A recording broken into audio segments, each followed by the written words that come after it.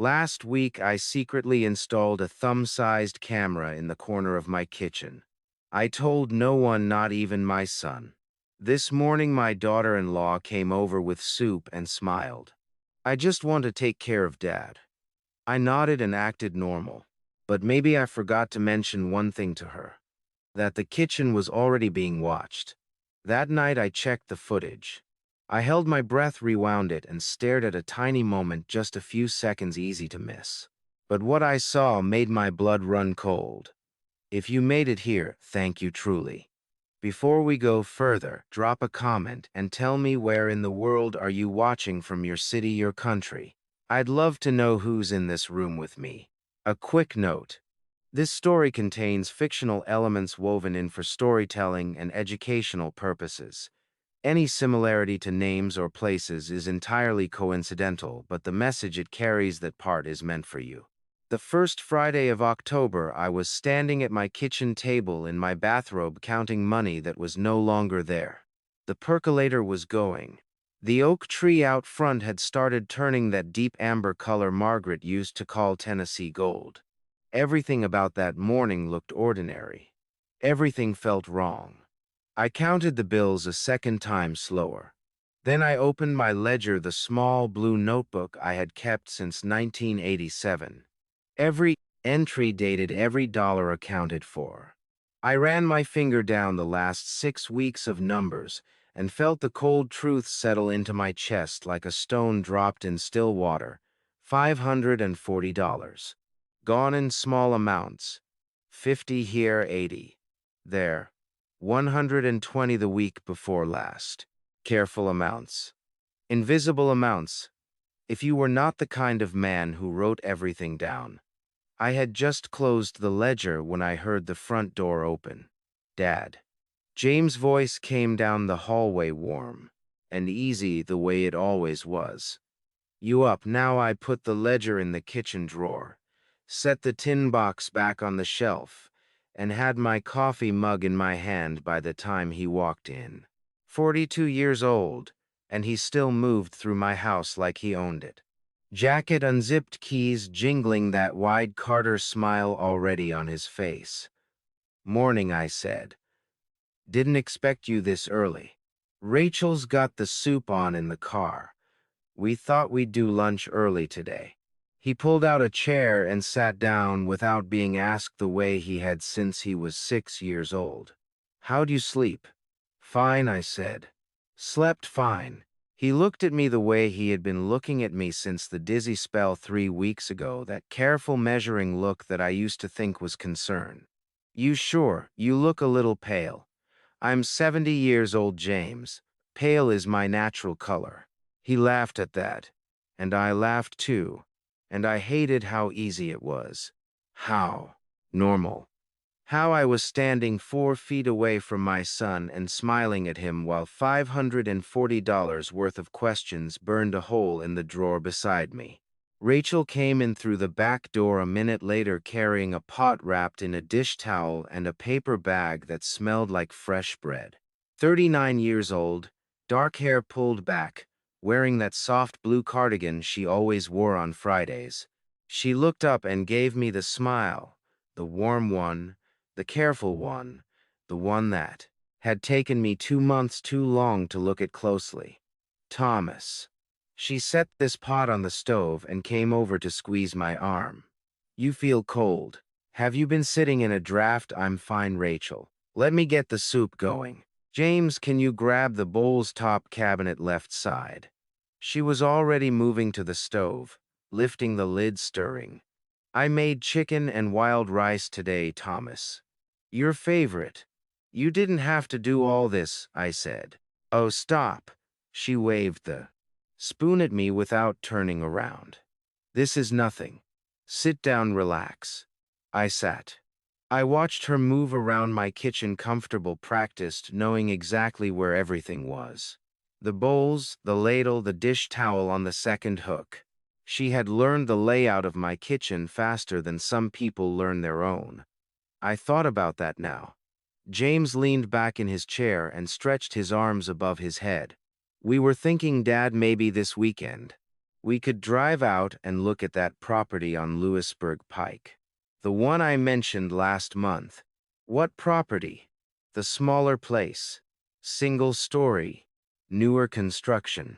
He said it lightly casually, looking at the ceiling. Just to look, no pressure. I wrapped both hands around my coffee mug. I like this house, James. I know you do, but it's a lot of house for one person. He brought his eyes back down to mine. And the stairs after what happened with the dizzy spell. I tripped, I said, outside on level ground. Still, he glanced toward Rachel, who was ladling soup into bowls with her back to us. Something passed between them. I caught the tail end of it, just a flicker. We just want to make sure you're taken care of, that's all. Rachel set a bowl in front of me, then one in front of James. She sat down across from me with her own bowl and tucked a strand of hair behind her ear. We worry Thomas. You know that. I know, I said. And I appreciate it. I picked up my spoon. The soup was good. It was always good. That was the thing about Rachel. She was good at everything she did.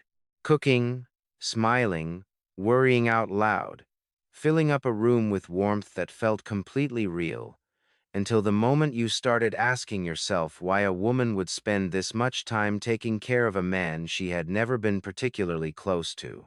Before his dizzy spell, we talked through lunch the way we always did. James asking about the neighbors, Rachel telling me about her sister's new house in Murfreesboro. Both of them filling the kitchen with easy conversation that asked nothing of me except that I nod and smile and stay exactly where I was. When we were done eating, Rachel stood and began gathering the bowls. I'll clean up. You two go sit in the living room. I can help, I said. Thomas. She gave me that look, gentle, immovable. Go sit down, please. James was already pushing back his chair. Come on, Dad. There's a game on. I followed my son into the living room and settled into my armchair while he turned on the TV and found the pregame show. We sat together and watched men in suits talk about football, and I said the right things at the right moments. And the whole time I could hear Rachel moving around in my kitchen. The clink of bowls, the sound of the faucet, the soft shuffle of her feet on the tile. She was in there for 24 minutes. I counted. When she finally came back into the living room drying her hands on the dish towel, her expression was exactly the same as when she had left. Warm, easy, unhurried. All done, she said. Thomas, I left some extra soup in the fridge for tonight, and I reorganized your spice cabinet. It was getting a little cluttered. Thank you, Rachel, I said. She smiled.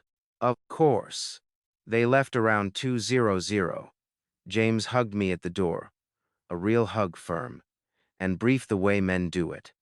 Rachel kissed my cheek and told me to call if I needed anything. I stood on the porch and watched James's car back out of the driveway and disappear around the corner. Then I went back to the kitchen. I opened the drawer and took out the ledger. I opened the tin box and counted the money one more time, still $540 short. I stood at that counter for a long time, looking at the tin box and listening to the silence of my own house, the house where I had lived for 41 years, where Margaret had cooked at this stove and laughed at this table and told me I was too careful about everything. Everything matters, Margaret, I thought. That's how you know when something's wrong. 24 minutes. Rachel had been alone in this kitchen for 24 minutes, and my son had made sure I was not in it. By 2:00. That same afternoon, I had made two decisions. The first was that I would not say a single word to James or Rachel. Not that day, not the next day, not until I had something more solid than numbers in a notebook and a cold knot sitting in the middle of my chest. The second decision was the one that mattered. I was going to turn Margaret's tin box into the most expensive mistake Rachel Carter had ever made. I got dressed, khakis, a flannel shirt, my old cap, and I drove out along Old Hillsborough Road to a small electronics shop I had noticed but never entered. It sat between a dry cleaner and a shuttered diner, the kind of place that had been there 20 years without anyone paying it much attention. A hand-painted sign above the door read Pete's Tech Sales and Repair. There were no other cars in the lot. That suited me fine. The last thing I needed was to run into someone who knew James. A man about my age was behind the counter when I walked in, thick through the shoulders, reading glasses pushed up on his forehead. He looked up at the sound of the bell above the door. "What can I do for you?" "Security cameras," I said. "Small ones, wireless, something that records to the cloud." He nodded and came around the counter without asking what I needed them for, or why an old man in a flannel shirt was buying surveillance equipment on a Friday afternoon. Pete, the name was stitched on his shirt, walked me to a shelf along the back wall and pointed out 3 options. "These 2 here are your best bet for indoor use," he said, holding up a compact unit no bigger than a deck of cards. "Battery lasts 3 to 4 weeks. Connects to your phone. Uploads footage every 15 minutes automatic. Goes straight to your cloud account. What happens if someone finds it and unplug it?" I asked. Pete looked at me for just a moment over the top of his glasses. Not a suspicious look, more like the look of a man who had heard that question before and knew exactly what it meant. "Doesn't matter," he said. "Once it uploads, it's already gone to the server. You can break the camera into 100 pieces, and the footage is still sitting right there on your account. Nothing to destroy." "I'll take 2, I said. I paid in cash and drove home with the bag on the passenger seat, the afternoon sun throwing long shadows across the hills.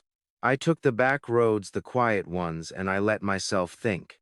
I had been a careful man my whole life.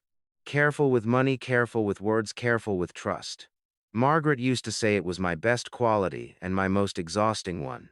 "Thomas," she told me once, laughing in that way she had that made everything feel lighter, "one day you are going to think yourself right past something wonderful because you were too busy making to say if maybe she was right. But careful, it kept us out of trouble for 41 years, and right now careful was the only thing I had going for me." I set up the first camera on the kitchen bookshelf nestled between the clay pot Rachel had given me and a novel I had never finished, angled to cover the counter. The stove and the upper shelf where the tin box sat. I spent 20 minutes adjusting the angle, checking the feed on my phone, walking back and forth across the kitchen to make sure the frame was right. The second camera went at the end of the hallway in an old ceramic mug that had lost its handle, pointed toward the bedroom door. I pulled up both feeds on my phone. Clear, sharp, steady. You could read the title on the novel's spine from across the room. "Good," I said to nobody. Then I sat down at the kitchen table with the tin box, and the last thing I needed, a fine-tipped UV paint marker from the junk drawer left over from a garden project I had abandoned 2 summers ago. UV ink, invisible under normal light, brilliant blue under a black light. I had read about police departments using marked bills in sting operations. The principle was simple enough that a retired man in Franklin, Tennessee could apply it himself. I took out every bill, counted them once more, and marked each one the same way. A small dot in the lower right corner, the size of a period at the end of a sentence. Invisible, patient, waiting. When every bill was marked, I stacked them neatly, placed them back in the box, and arranged Margaret's ring and her brooch on top just as they always were. I smoothed the tissue paper lining. I closed the lid. I carried the box back to the shelf and set it down in the exact spot it had occupied for years. I stepped back and looked at it. Same box, same shelf, same faded winter scene on the lid, but this time it was ready. "Come and get it, Rachel," I said quietly. I turned off the kitchen light and stood in the dimness for a moment, watching the small green indicator light blink steadily on the camera between the clay pot and the novel. Patient and unwavering like a good sentry at his post. I was not a vengeful man. I had never wanted to be. Margaret would have been the first to remind me that anger was a fire you had to tend carefully or it burned the wrong things down. But there was a difference between vengeance and justice. And standing in my dark kitchen that October evening with the camera blinking and the marked bills waiting and the tin box sitting exactly where it always sat, I did not feel angry. I felt ready. I made myself a simple dinner, scrambled eggs, and toast the bachelors. Stand by and ate at the kitchen table, while the early dark settled over the yard outside. After I washed up, I sat in Margaret's chair by the window, for a while the one she liked, because it caught the afternoon light, and I let myself sit with the full weight of what I was doing, my son, my son's wife, my own kitchen. I don't want to be right about this, I said softly to the chair, to the room, to the memory of her that still lived, the particular stillness of this house after dark. I want to be a foolish old man who can't keep track of his own money, but I had kept track of my own money for 40 years, and the numbers did not lie. I went to bed just after 9:00 earlier than usual. I lay in the dark with my hands flat on my chest, listening to the house breathe around me. The familiar settle of the floorboards, the tick of the hallway clock, the sound of the neighbor's wind chimes 3 houses down. The camera was watching. The trap was set. The next move belonged to Rachel, and when she made it, I would be waiting. Monday morning, I told Rachel I had a 9:00 appointment with my dentist over on Murfreesboro Road. I said it the night before over the phone, keeping my voice easy and unhurried the way a man does when he has absolutely nothing to hide. "Oh, do you want James to drive you?" she asked right away. "No need," I said. "It's just a cleaning. I'll be fine." "Are you sure the road's on Monday morning, Rachel?" I put just enough warmth into my voice to close the subject. "I've been driving myself to the dentist for 50 years. I think I can manage one more time." She laughed softly. "Okay, I'll come by around 1100 with lunch then." My chest felt tight in a way that had nothing to do with age. Then I set the phone down and went to bed. Monday morning, I left the house at 8:45, early enough to be convincing, late enough that Rachel would know I was already gone when she arrived. I drove 3 blocks down to Elm Street, pulled in under the big sycamore trees where the shade would keep my car from being obvious, and cut the engine. Then I opened my phone and pulled up the camera feed. The kitchen was empty. The tin box sat on shelf exactly where I had left it. The green indicator light on the camera blinked steady and quiet between the clay pot and the Grisham novel. I sat back in my seat and I waited. At 9:17, the back door opened. I watched Rachel step into my kitchen on a 2-inch screen, and I felt my jaw tighten. She was wearing her blue cardigan again, a canvas tote bag over one shoulder.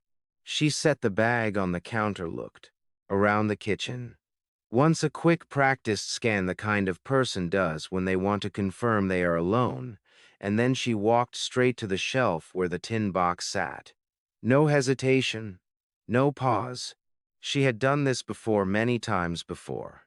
My knuckles went white around the phone. She lifted the box down with both hands, carried it to the kitchen table, and sat down. She opened the lid, pushed aside the tissue paper, and took out the stack of bills. I watched her count them with her thumb, fast and efficient, the way a bank teller counts, not someone discovering money, but someone auditing what was theirs. "That's my money," I said to nobody, to the inside of my car, my voice coming out harder than I expected. She folded the bills, my marked bills, every one of them, and tucked them into the front pocket of her cardigan. Then she looked back into the box, and that was when everything changed. I watched her reach into the tin and lift out Margaret's wedding ring. The gold band caught the kitchen light for just a moment, a small plain flash, and Rachel held it up and turned it between her fingers the way a jeweler examines a piece for value. My throat closed up entirely. That ring had been on Margaret's finger for 38 years. 38 years of dish soap and garden soil, and Sunday mornings in the particular warmth of a hand held in the dark. Margaret had taken it off herself in the hospital when her fingers had swollen and the nurses said it was safer, and she had pressed it into my palm and said, "Keep this safe, Thomas. I'm going to want it back." She never got it back. And now Rachel Carter was dropping it into her canvas tote bag like it was a trinket from a yard sale. She reached back into the box and took the silver brooch next, the flower-shaped one from Savannah, the one I had bought in secret, and wrapped in tissue paper and slid across the breakfast table on our 25th anniversary while Margaret cried and told me I was ridiculous. Gone. Into the bag. Just like that. I pressed my fist against my mouth and breathed through my nose slow, and even the way the doctor had taught me after my blood pressure climbed 3 years ago. My eyes were burning in a way I had not felt since the morning they called me from the hospital to tell me Margaret was gone. Rachel closed the tin box, smoothed the lid, and carried it back to the shelf. She placed it in exactly the right spot. Then she pulled out her phone, typed something quickly, put it away, and began unloading groceries from her tote bag with the calm, unhurried movements of a woman who had done nothing wrong.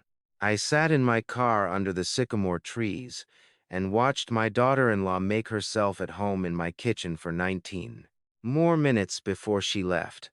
Then I drove back. Rachel arrived 11 minutes later, knocking twice before letting herself in with the spare key, carrying a container of chicken salad and a sleeve of crackers. "How is the dentist?" She set everything on the counter and turned to smile at me. "No cavities," I said. "Clean bill of health." "That's great." She started opening cabinets, pulling out plates. "You want to eat in the kitchen or the living room?"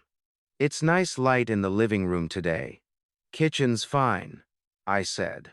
I pulled out my chair and sat down, right across from where she had sat 2 hours ago, counting my money with her thumb. She set a plate in front of me, arranged the crackers in a neat little fan the way she always did, and poured us both a glass of water from the pitcher in the fridge. Then she sat down across from me and tucked her hair behind her ear and said, "You seem quiet today, Thomas. Everything okay?" I looked at her, at the blue cardigan, at the canvas tote bag hanging on the back of her chair.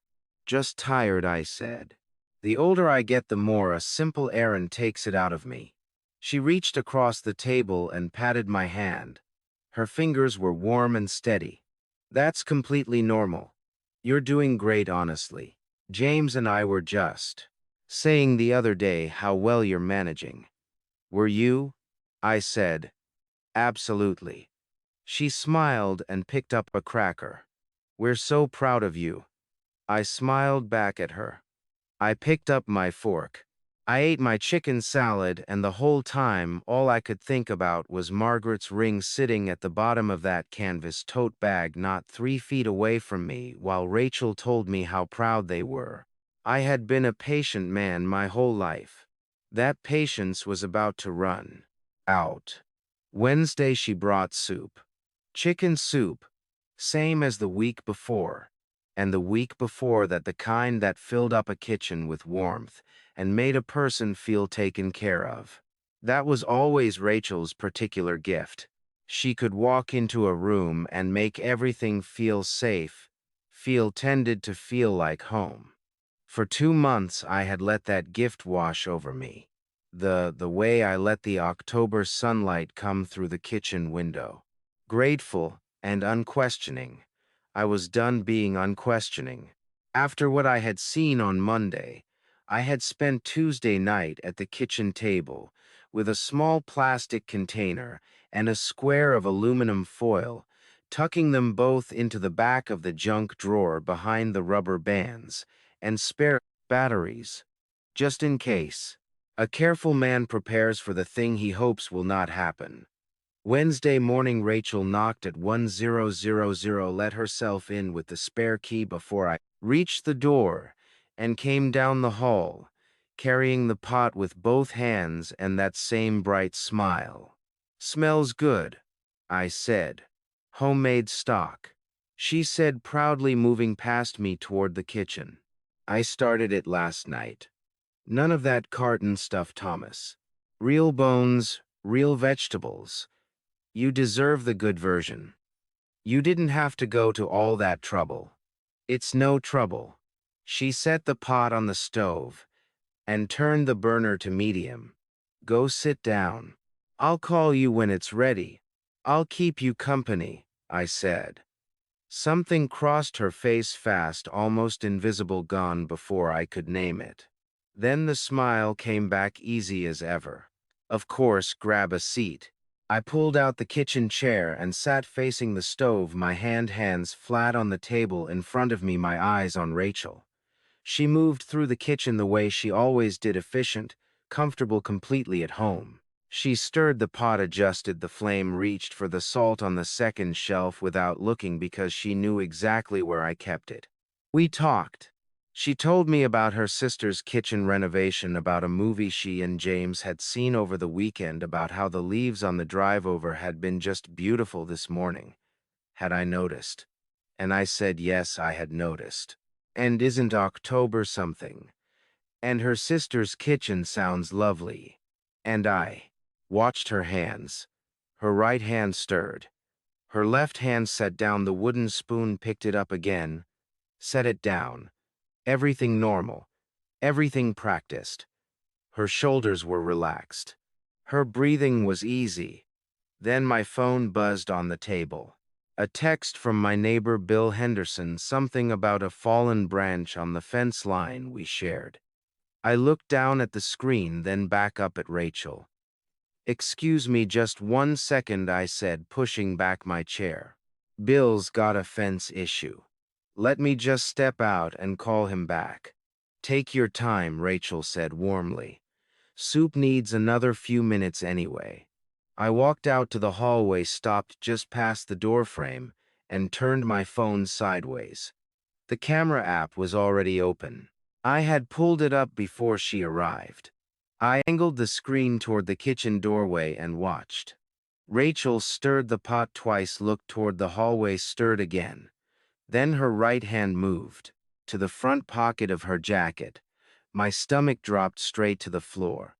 She was quick, I will give her that. Practiced and precise and quick.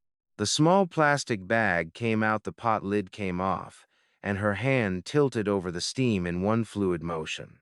A fine white powder, barely a pinch, dissolved into the broth before the lid went back on. The whole thing took 8 seconds.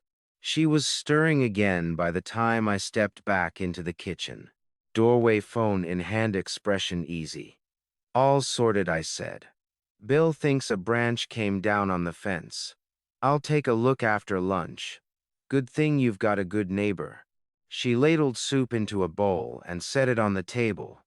"Sit down, it's ready." I sat. She sat across from me with her own bowl and broke a piece of bread in half and handed me the larger piece with a smile that did not reach quite as far as her eyes.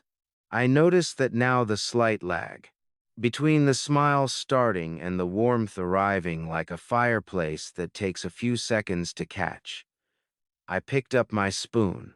I ate slowly, 3 spoonfuls, 4 pausing between each one to ask about James's work, to comment on the bread, to be the grateful old man she expected me to be. While she answered, I reached into my lap with my left hand, found the edge of the small plastic container I had slipped into my cardigan pocket that morning, and pressed the lid open with my thumb.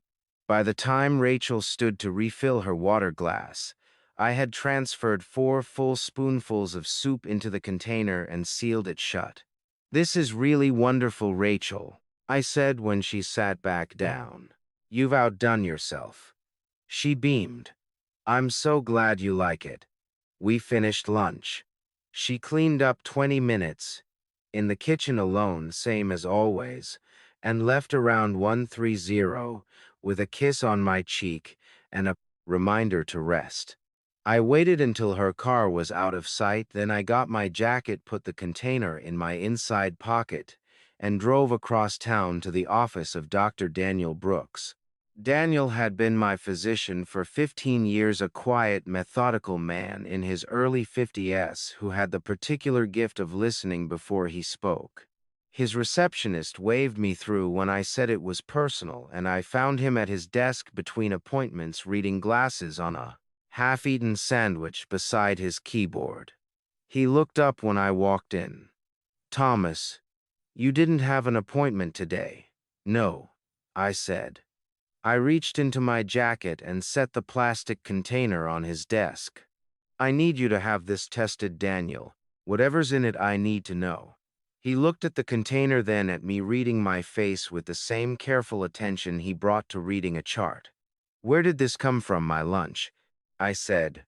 "Someone put something in it. Something that wasn't supposed to be there." The sandwich sat forgotten. He took off his glasses and folded them in his hand.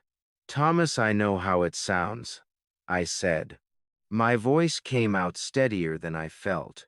"I know exactly how it sounds, but I need you to trust me on this, Daniel. I need you to send it to an independent lab, not through insurance, not through the hospital system. Somewhere private, somewhere quiet. Can you do that?" He looked at me for the long moment, his eyes moving over my face the way a doctor's eyes do when they are taking a reading without a machine. Then he reached out and picked up the container. "Give me 72 hours, he said quietly. "And Thomas, don't eat anything you didn't prepare yourself until I call you." I felt something loosen in my chest. Not relief, not yet, but the particular release that comes from no longer carrying something entirely alone. "Thank you, Daniel," I said. He nodded once, already reaching for his phone. I drove home through the Wednesday afternoon streets of Franklin, hands steady on the wheel, and I told myself to be patient, to wait, to let the lab do its work. But the image of that white powder dissolving into the broth stayed with me all the way home. And somewhere underneath the patience and the careful thinking and the 40 years of keeping steady, something cold and certain had taken root. Whatever was in that soup, Rachel had not brought it by accident, and James had not sent her here to cook. Thursday afternoon, James came alone. He said Rachel had a headache. Said it casually, the way you mention weather, like it was the most natural thing in the world. I told him I hoped she felt better soon, and I meant it, which was the strangest part of all of this. Even knowing what I knew, I could not simply stop caring about the people I had let into my life. That was not how 70 years of living worked. "You want to sit outside?" James asked, already moving toward the back door. "It's nice out, warm for October." "Sure," I said. "Let me get the tea." I had added a third camera 2 days earlier, a small unit clipped to the gutter above the back porch, angled to cover the yard and the driveway. After what I had watched Rachel do in my kitchen, I decided the inside of the house was not the only place worth watching. I had not told anyone. I had barely even thought about it consciously. It was just what a careful man did when the walls of his own home started feeling unfamiliar. James was already in his chair when I came out with 2 glasses of sweet tea. His long legs stretched in front of him, face tipped up toward the afternoon sun, the way he had done since he was a boy, sitting on this same porch. There was a time when that image would have filled me with nothing but warmth. "How are you feeling, Dad?" he asked, taking his glass. Honestly, I lowered myself into the other chair and felt the familiar creak of the old wood beneath me. A little tired. But that's nothing new. The dizziness. Some days better than others. He nodded, turning the glass slowly in his hands. "Rachel and I were talking. There's a specialist over at Vanderbilt, does a lot of work with balance issues in older patients.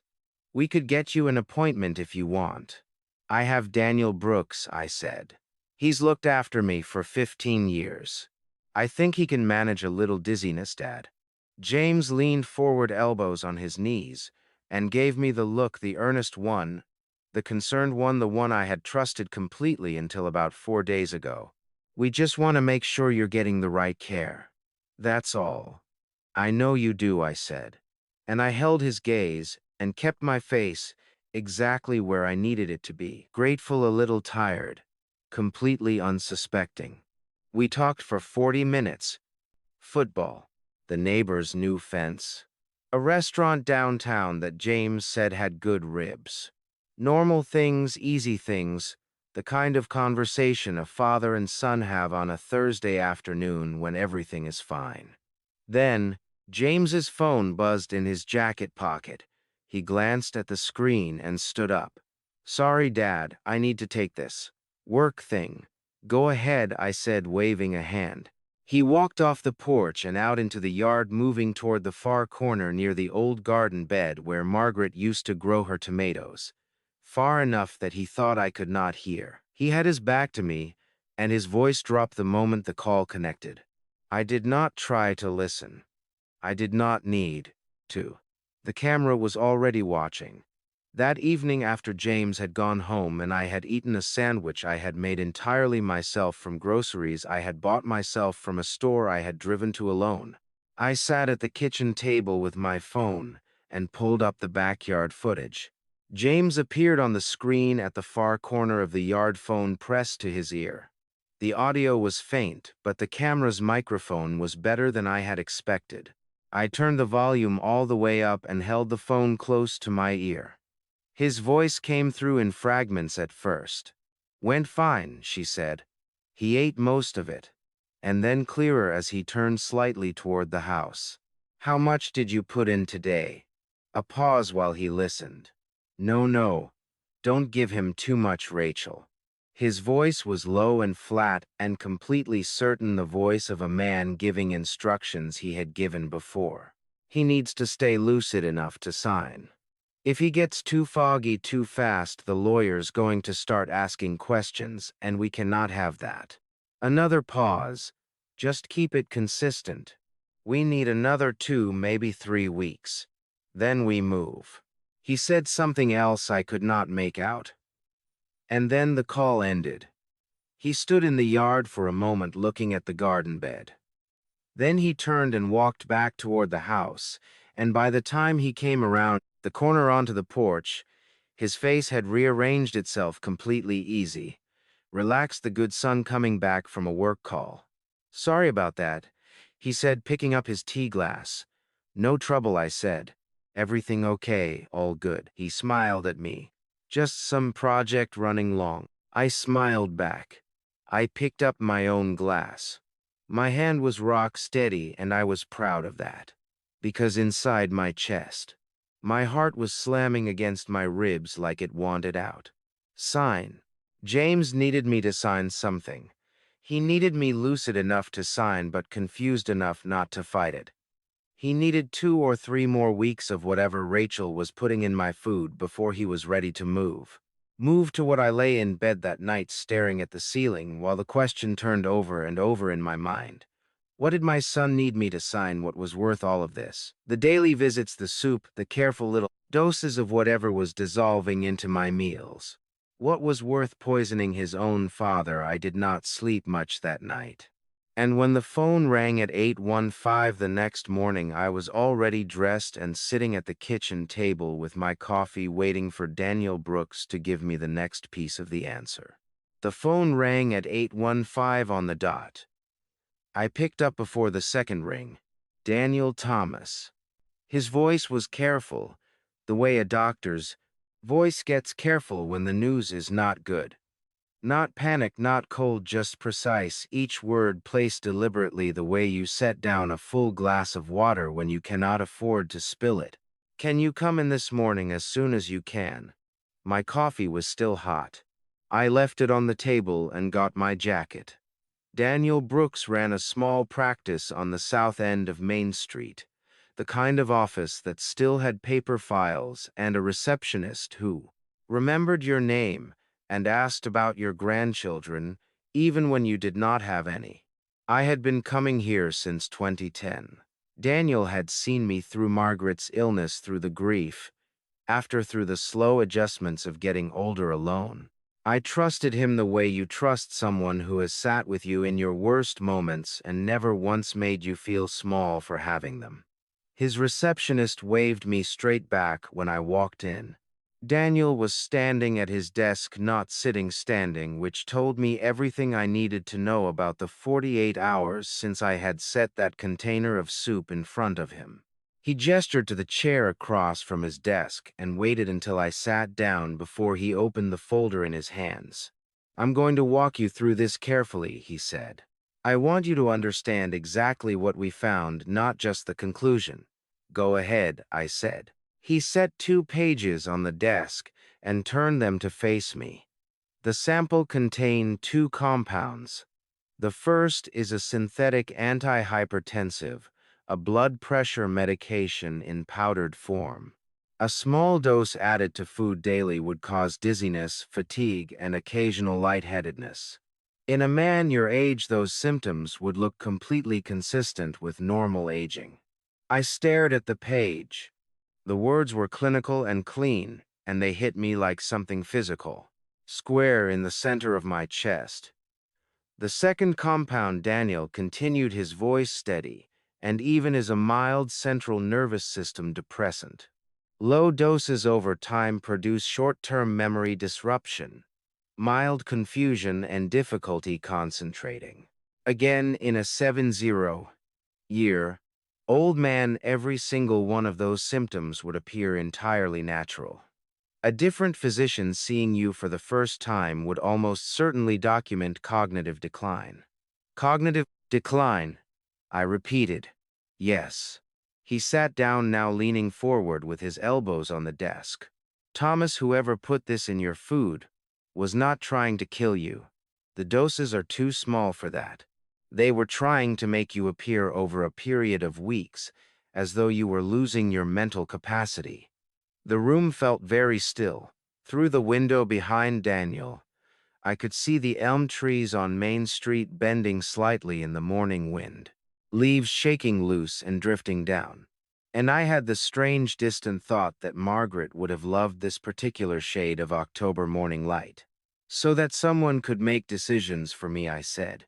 "That would be the logical purpose, yes." Daniel's jaw was tight. "Thomas, I need to be direct with you.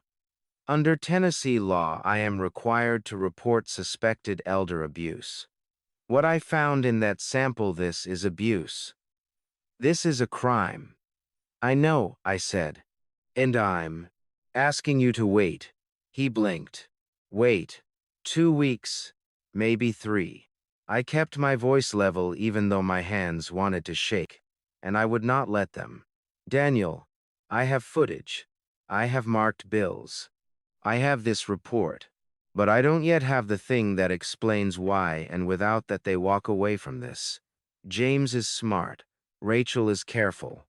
If we move now before I know what they're trying to get me to sign, they find a lawyer and they tell a story, and none of what I have is enough."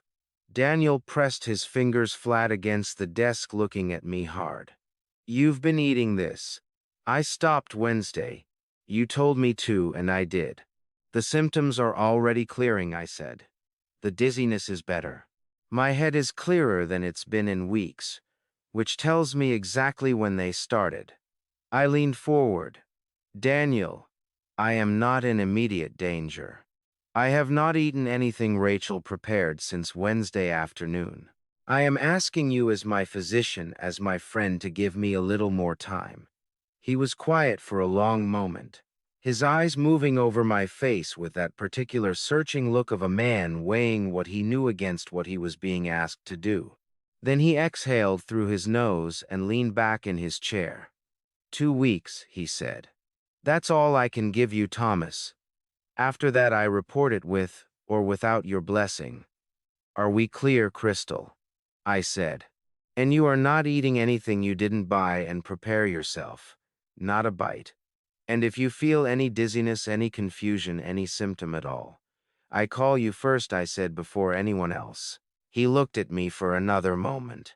Then something in his expression shifted, not softer exactly, but more settled, the way a man looks when he has made a decision he knows he will have to live with. He closed the folder and pushed it across the desk toward me. "Keep a copy of this," he said. "Store it somewhere safe, not in your house." I picked up the folder. It was light in my hands, just 2 pages, just a few paragraphs of clinical language, but it felt heavier than anything I had carried in years. Because this was not suspicion anymore. This was not numbers in a ledger or footage on a phone screen. This was proof. "Thank you, Daniel," I said, and my voice came out rougher than I intended, scraped raw at the edges in a way I had not planned on. He stood when I stood, the way he always did, and he shook my hand with both of his, the way he had the morning he called to tell me Margaret was gone. "You find out what he needs you to sign," he said quietly, "and then you end this." I walked out of his office into the sharp October morning, the folder tucked inside my jacket against my chest, and I stood on the sidewalk for a moment with my face turned up to the sky. My son had been poisoning me. I had proof. And somewhere in a law office in Franklin, Tennessee, there was a piece of paper with my name on it that explained why. I was going to find it. James had left a business card on my kitchen counter 3 weeks ago. I had noticed it at the time: Gerald Whitmore, Estate Planning and Elder Law, 114 Main Street, Franklin, and thought nothing of it. James mentioned him twice after that. Once as a good estate lawyer, and once as someone who can help us get your paperwork sorted. Dad. Both times I had nodded and said nothing. Monday morning, I decided to find out exactly what paperwork James had in mind. I parked on Main Street just after 9:00, fed the meter 2 quarters, and walked the half block to the address on the card. Whitmore's office sat between an insurance agency and a flower shop, the kind of place that announced its respectability through beige carpet and framed diplomas, and a receptionist who smiled the way people do when they've been trained to put you at ease. "Oh, good morning," she said. "Do you have an appointment?" "I don't," I said. "My name is Thomas Carter. I believe my son James Carter has been in contact with this office. I'd like to speak with Mr. Whitmore about some documents that involve my name." She hesitated just a fraction of a second, enough for me to notice, not enough to mean anything definitive. "Let me check with him. One moment." She disappeared down a short hallway. I stood in the waiting room with my cap in my hands and looked at the framed prints on the wall. Thomas Jefferson quotes about liberty and property, and felt my jaw tighten one careful notch. Whitmore came out to greet me himself. Mid-50s, silver hair, combed back, a handshake that was firm without being aggressive. The kind of man who had learned to make older clients feel comfortable because older clients were his business.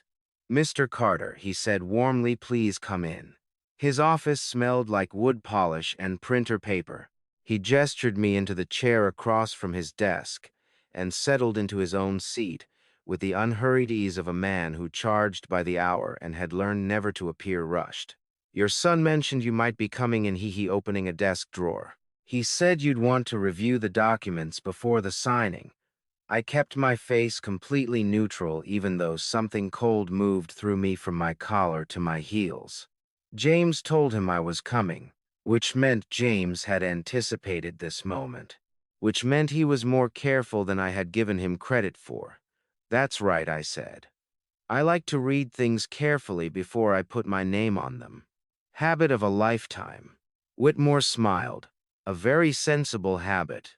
He set a folder on the desk and slid it across to me. "Take all the time you need." I opened the folder. The top page read Durable Power of Attorney, Full Authority. Below the title, my name. Below that, James Robert Carter, designated as my agent with full authority to act on my behalf in all financial matters, property transactions, banking decisions, and healthcare choices. Effective immediately upon signing, irrevocable without legal challenge. Unless I could demonstrate mental competency at the time of revocation. 7 pages. I turned each one slowly the way a man reads a contract he is considering, pausing at certain paragraphs, nodding slightly as if processing the language. My right hand rested on the desk. My left hand under the table held my phone pressed flat against my thigh. I angled the phone upward 1 degree at a time until the camera lens was pointing at the page in front of me. Tap, turn the page, tap. 7 pages. 7 photographs. Any questions? Whitmore asked when I closed the folder. Just one, I said, setting the folder back on his desk with both hands.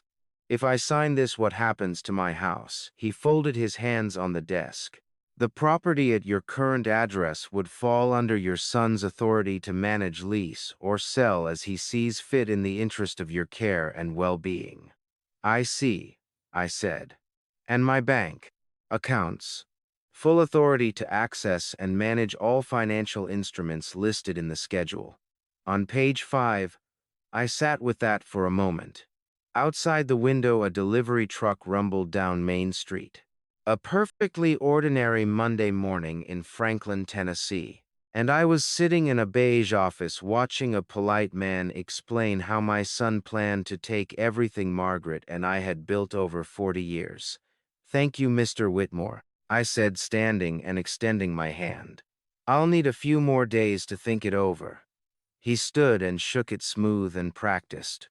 Of course, James mentioned you might want a little time. We have a signing appointment penciled in for the 31st. That gives you plenty of room. The 31st, I repeated. That's helpful to know. I walked out of his office down the half block to my car and sat behind the wheel. I opened my phone and scrolled through the 7 photographs. Clear. Readable. Every word of every page captured in the gray October light of Gerald Whitmore's office. My hands were shaking now. I let them shake. There was nobody to see it, and some things deserved a reaction. October 31st. I said to the windshield, to the steering wheel, to whatever part of Margaret was still traveling with me through all of this. That's what all of this has been for. 3 weeks of soup and daily visits and headaches and dizziness, all of it, to get me across a desk on Halloween and make me sign away everything we ever worked for. I pressed my fingers against my eyes until the burning stopped. Then I started the car and pulled out onto Main Street, heading home, the photographs safe in my phone, and the anger sitting cold and hard in my chest, like something I intended to keep because I had found what James needed me to sign. Now I needed to find out what Margaret needed to hide. Tuesday night, I sat at the kitchen table, long after the dishes were done, with a cup of tea. I had stopped drinking, and the kind of quiet that only comes to a house when one person has lived in it alone for too long. I was thinking about a Tuesday night in November of 2019. Margaret had been home from the hospital 4 days, her second admission that year. Another round of tests that came back inconclusive. Another set of doctors who looked at her chart and said age-related, and let's monitor it, and sent her home with pamphlets about sodium and rest. She had sat in the same chair, in the same kitchen, and she had taken my hand across the table the way she did when she had something important to say and wanted to make sure I was listening. Thomas, she had said, there's something I need to tell you about the brooch. I had assumed she meant the insurance. Margaret was always careful about documentation, about making sure things were accounted for properly. The silver one from Savannah. There's a key inside it. She had said it quietly, without drama, the way she said most important things. In the back panel, there's a small latch you have to press the right side. It opens. And inside there's a key. A key to what? The safe in the bedroom closet. The one behind the winter coats. She had squeezed my hand, then her fingers, thin but warm. I've been keeping some things in there. Things I want you to find if something doesn't feel right. Do you understand what I mean, Thomas? I had told her yes. I had told her I understood. I had kissed her hand and told her not to worry about safes and keys and paperwork, that she was going to be fine, that we had plenty of time. She was gone 14 months later, and I had forgotten about the key entirely. In the 14 months after that November evening, I had been too consumed by her decline. The hospital visits, the morphine adjustments, the paperwork of dying, and after she was gone I had wrapped that memory in the same grief I wrapped everything else in and put it somewhere I never went. The brooch had lived in the tin box as a beautiful thing, not a hiding place. I had not let myself think of it any other way. I stood up so fast the kitchen chair scraped back against the tile. That same loud scrape Margaret had always complained about, and I grabbed my phone off the counter. It was after 9:00 at night. Too late to call anyone, but I could check. I pulled up the camera footage from the day Rachel had taken the brooch. I watched her lift it from the tin box, turn it in her fingers for just a moment, under the kitchen light, then drop it into her tote bag without a second thought. She had no idea what she was carrying. She had no idea that the little silver flower-shaped pin she had sold for quick cash was the only thing standing between me and the truth Margaret had died trying to protect. I had to find it. Wednesday morning I started calling antique shops at 800. I had a list of 7 within reasonable distance of Franklin. The first one, a place on Columbia Avenue, had not received anything matching that description. The second one had been closed since August. The third was Hargrove's Antiques on Depot Street, run by a woman named Eleanor Hargrove, whose family had operated it for 3 generations and who answered the phone with the brisk efficiency of someone who had heard every question before. Hargrove's. This is Eleanor. Good morning, I said. My name is Thomas Carter. I'm looking for a silver brooch, flower-shaped, about the size of a quarter, antique silver, probably early 20th century. I believe someone may have brought it in recently. A pause. Then a woman brought in a piece matching that description about 10 days ago. Small flower, 8 petals, silver with some oxidation on the back. My heart lurched so hard I had to put one hand on the counter to steady myself. That's the one. Is it still there? It is. She priced it at $40, but I'd say it's worth considerably more. The craftsmanship is. I'll give you $200 for it, I said. Cash. I can be there in 30 minutes. Another pause, shorter this time. I'll hold it for you, Mr. Carter. Eleanor Hargrove turned out to be a compact woman in her late 60s, with reading glasses pushed up on her head and the carefully appraising eyes of someone who had spent a lifetime assigning value to things other people had underestimated. She had the brooch in a small velvet tray on the counter when I walked in, and she watched me with frank curiosity. As I approached, "This belonged to your wife?" she asked. 40 years, I said. My voice came out thicker than I intended. She wore it on special occasions. It was a gift. Eleanor looked at me for a moment. Really looked the way perceptive people do when they're deciding how much of what they're seeing to acknowledge. Then she picked up the brooch and set it in my palm without another word about the price. $200 is more than fair, she said. I'm glad it's going back where it belongs. I paid her and walked out into the sharp October morning, the brooch in my closed fist, and I sat in my car in the parking lot of Depot Street, and I let myself feel it. Margaret's brooch back in my hand for the first time since the morning I had opened the tin box and found it gone. The silver was cool against my palm. The petals were worn smooth where Margaret had touched them hundreds of times over the years. Okay, Margaret, I said, my voice rough and low, cracking just slightly at the edges, in a way I did not try to prevent. Show me. I pressed the right side of the back panel, the way she had described. A small latch gave way with the faintest click. The back of the brooch swung open on a tiny hinge barely visible to the naked eye. Inside, Secured with a single strip of yellowed tape was a key. Small brass with the letter M engraved. On the head in Margaret's careful hand. I stared at that key for a long time. My eyes were burning, and my throat was tight, and my hands for the first time since all of this started were trembling in a way I could not entirely control. I forgot. I whispered to her to the key, to the October sky through my windshield. Margaret, I'm so sorry.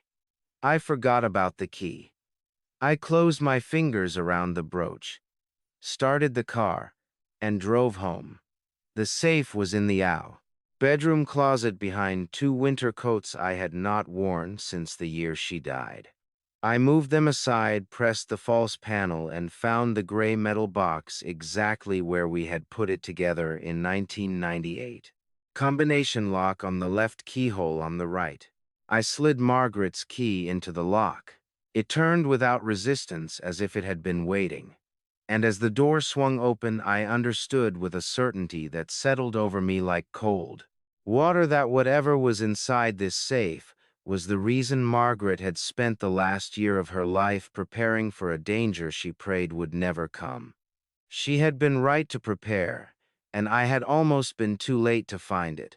Before I tell you what I found inside that safe, what Margaret had been hiding for 6 years, the secret she never got the chance to speak out loud, I need to know you're still with me.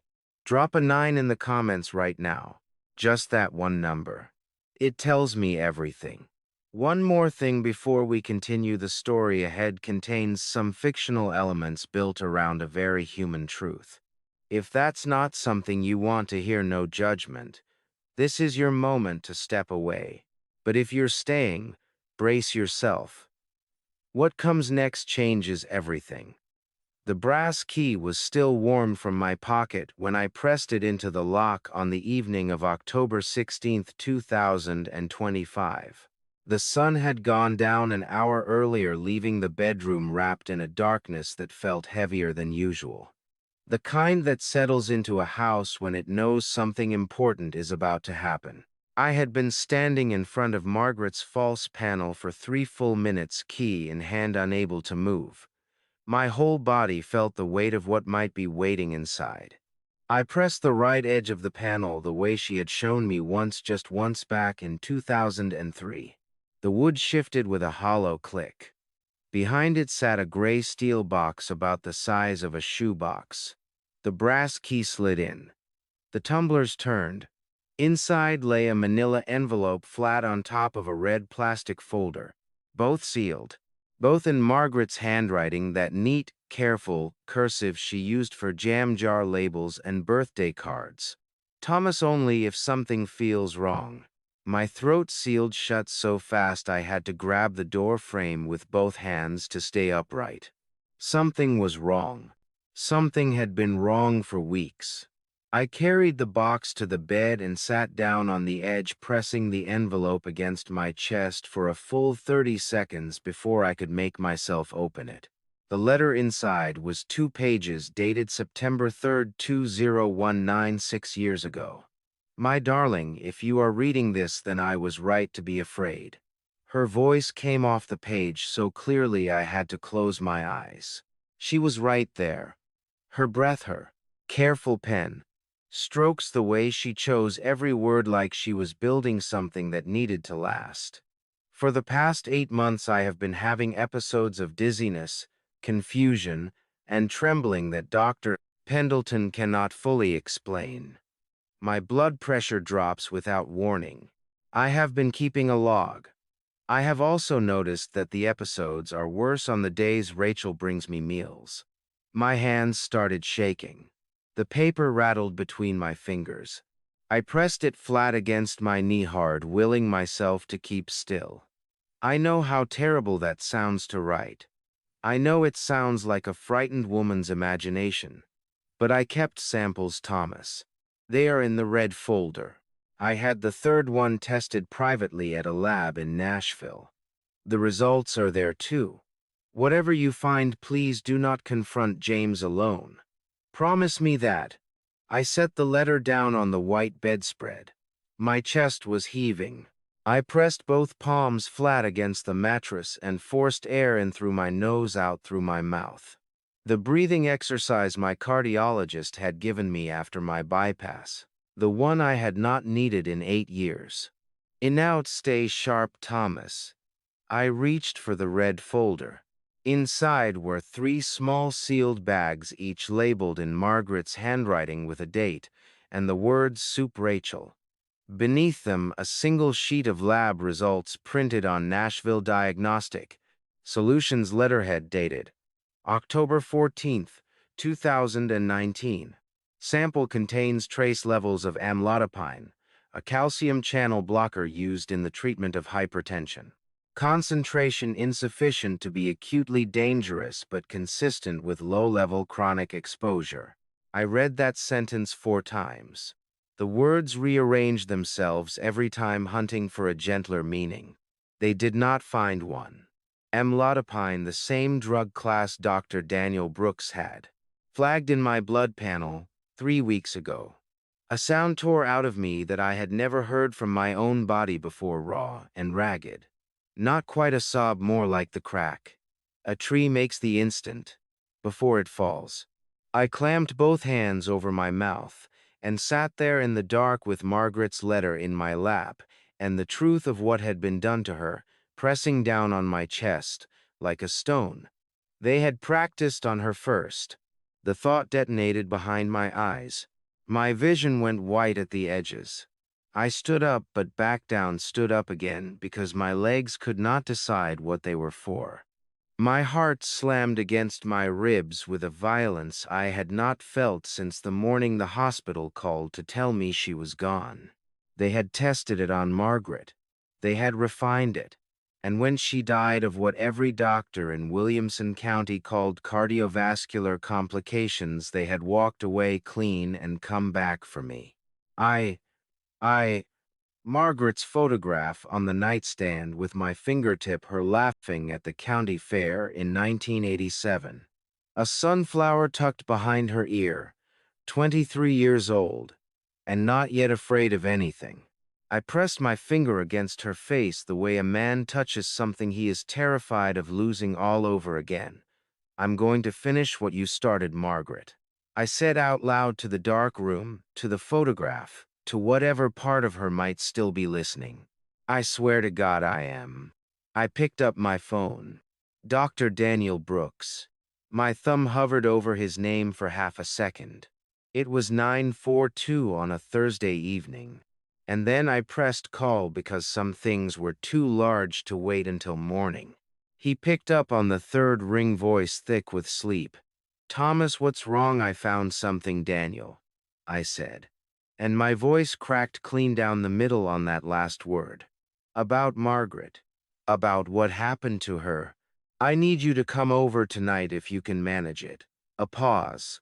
Then carefully, "Are you safe right now?" "For tonight, yes." "Give me 20 minutes. The call ended. I set the phone on the bedside table next to Margaret's photograph and looked at the lab report still spread across the white bedspread. Outside the bedroom window, the October dark was absolute. No moon, no stars, just the quiet creak of the house settling around me like it was trying to hold me together while I figured out how to hold everything else. She had been right. She had gathered evidence and hidden it and written me a letter just in case. She had done everything right, and it still had not been enough to save her. I looked at the sealed evidence bags and made myself a promise I intended to keep with every breath I had left. This time it would be. Dr. Daniel Brooks arrived at 1010 that same Thursday night, wearing a gray cardigan over his pajama top and carrying his battered black bag like he had never stopped making house calls. He took one look at my face in the doorway and walked straight to the kitchen table without waiting to be asked. I spread Margaret's letter and the lab report flat under the overhead light. He read every word twice slowly in the careful way of a man who understood exactly what he was looking at. The kitchen was very quiet. The refrigerator hummed. The clock above the stove ticked through 1120, 1121. "Thomas," he said finally, And the way he said my name low deliberate like he was steadying something made the back of my eyes sting all over again. How long have you had this? I found it last night. In the bedroom closet behind a false panel she built herself. Daniel, she wrote this 6 years ago. She was documenting everything 6 years ago. He set the paper down and pressed both hands over his face. When he lowered them, something had shifted in his expression. Something harder and hotter than I was used to seeing from a man who had spent 30 years projecting calm. Amlodipine. Same drug class I found in your panel. Yes. Thomas, this is not coincidence. No, it is not. He tapped the lab results with 2 fingers. The concentration in your blood is low subclinical. Someone is being very deliberate low enough that your symptoms read as age-related decline high enough to impair judgment and physical stability over time. His voice dropped. If someone maintained this dosage long enough, it would erode your legal capacity. The courts would question whether you could make sound decisions. The bluntness of it landed like a fist to the sternum. I gripped the table edge. They kept her alive long enough that no one questioned it when she finally died. He did not soften it. He held my gaze and gave me the honest answer. That is what this evidence suggests, Thomas. I want to be wrong. He looked down at Margaret's sealed sample bags. I don't believe I am. We sat with that truth for a long moment. The kind of moment that does not need filling with words. Then he pulled a yellow notepad from his bag and uncapped a pen. You need to take this to law enforcement. Not to James, not to a family attorney, to someone with criminal investigative authority. I'll go to the Franklin Police Department, I said first thing Friday morning. Do you want me to come with you? I shook my head. If James is watching, and I believe he is, I cannot afford a pattern. One late-night house call from my doctor is explainable. 2 visits in 2 days is a signal I can't afford to send. Brooks studied me for a long moment, then gave a slow nod. Smart. He wrote his attestation on the notepad. A signed physician's statement confirming he had personally reviewed the documents and that the drug in Margaret's sample matched the compound found in my blood panel. He pressed the sealed envelope into my hands and held on a second longer than he needed to. She was a good woman, Thomas. My throat went raw. I squeezed his hand back and could not make a single word come out. I walked into the Franklin Police Department at 9:05 the next morning. Friday, October 17th, 2025. With the envelope under my arm and 3 weeks of evidence in a sealed bag inside my coat.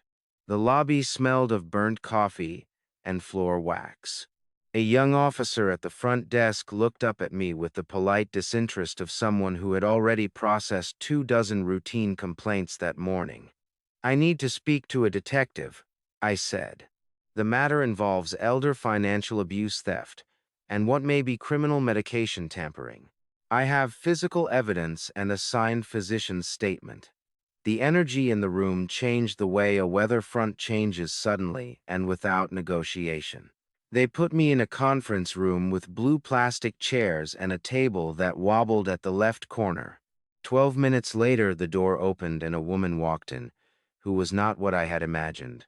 She was perhaps 40, dark hair pulled back, reading glasses pushed up on her forehead the way someone does when they have been taking them on and off since 70 inches the morning. She carried a legal pad and a cup of coffee she had clearly not had time to finish. Mr. Carter. She pulled out the chair across from me without ceremony. I'm investigator Laura Hayes. I understand you have something to show me. Her voice was direct and unhurried, the voice of a woman who had learned that patience was a sharper tool than urgency. Yes, ma'am. I said.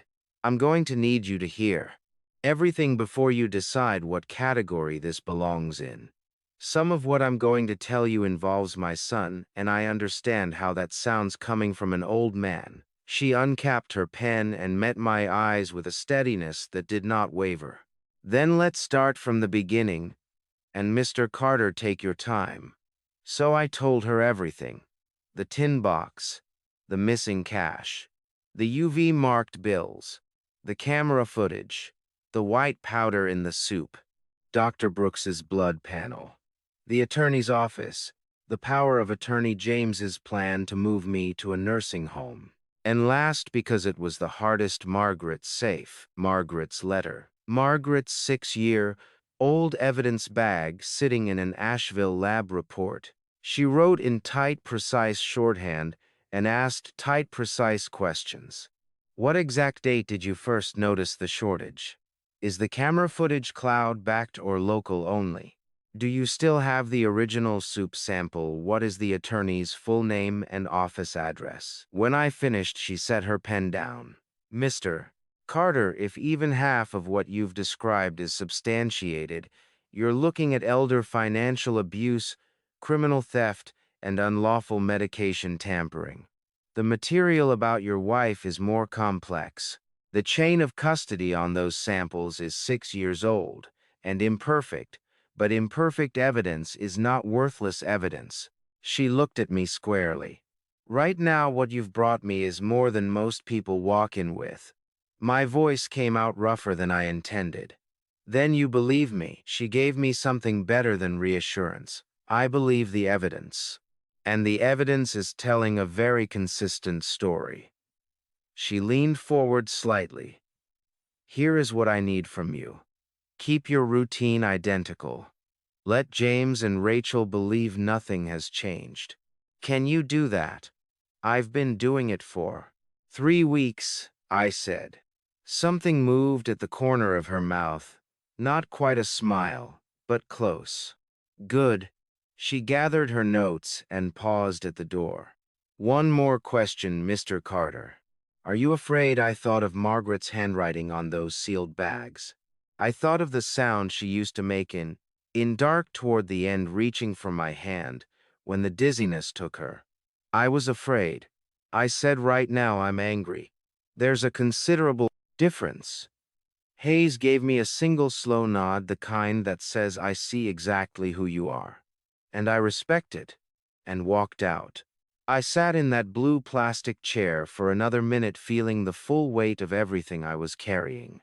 And beneath it, for the first time in weeks, something thin and cautious that might have been hope. I walked out into the October morning, started my truck, and sat with both hands on the wheel. James still believed he was running this story. He had no idea the ending had already been rewritten.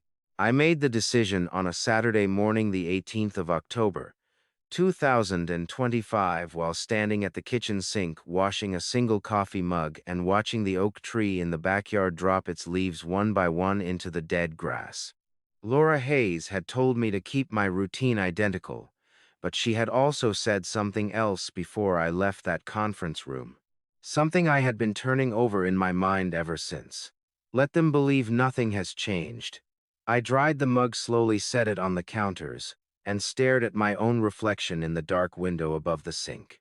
An old man looked back at me, 70 years old, gray at the temples, lines carved deep around the mouth. A man who had buried his wife. A man whose body was quietly being poisoned by the people who were supposed to love him. I thought about what James wanted me to be. Confused, dependent, incapable of managing his own affairs. A signature waiting to happen. I set the dish towel down and said very quietly to no one but myself, "All right, Thomas. Give them what they want." James and Rachel arrived at 1115 that morning with a casserole dish and a paper bag of groceries, the way they always did on Saturdays. I heard the key in the front door, the spare key I had never taken back, the one that had started all of this, and I shuffled into the hallway in my slippers, slower than I needed to, one hand trailing along the wall. "Dad." James came through first, a wide smile on his face that did not reach his eyes. He set the grocery bag on the hall table and put both hands on my shoulders. "You look tired. Did you sleep okay?" "I don't know," I said, and let my voice go a little vague, a little soft at the edges. I kept waking up, thought I heard Margaret in the kitchen. I pressed my fingertips to my temple, getting confused about the nights again. James' grip on my shoulders tightened for just a fraction of a second. A pressure quick and controlled like a man resetting his own reaction. That happens, Dad. That's okay.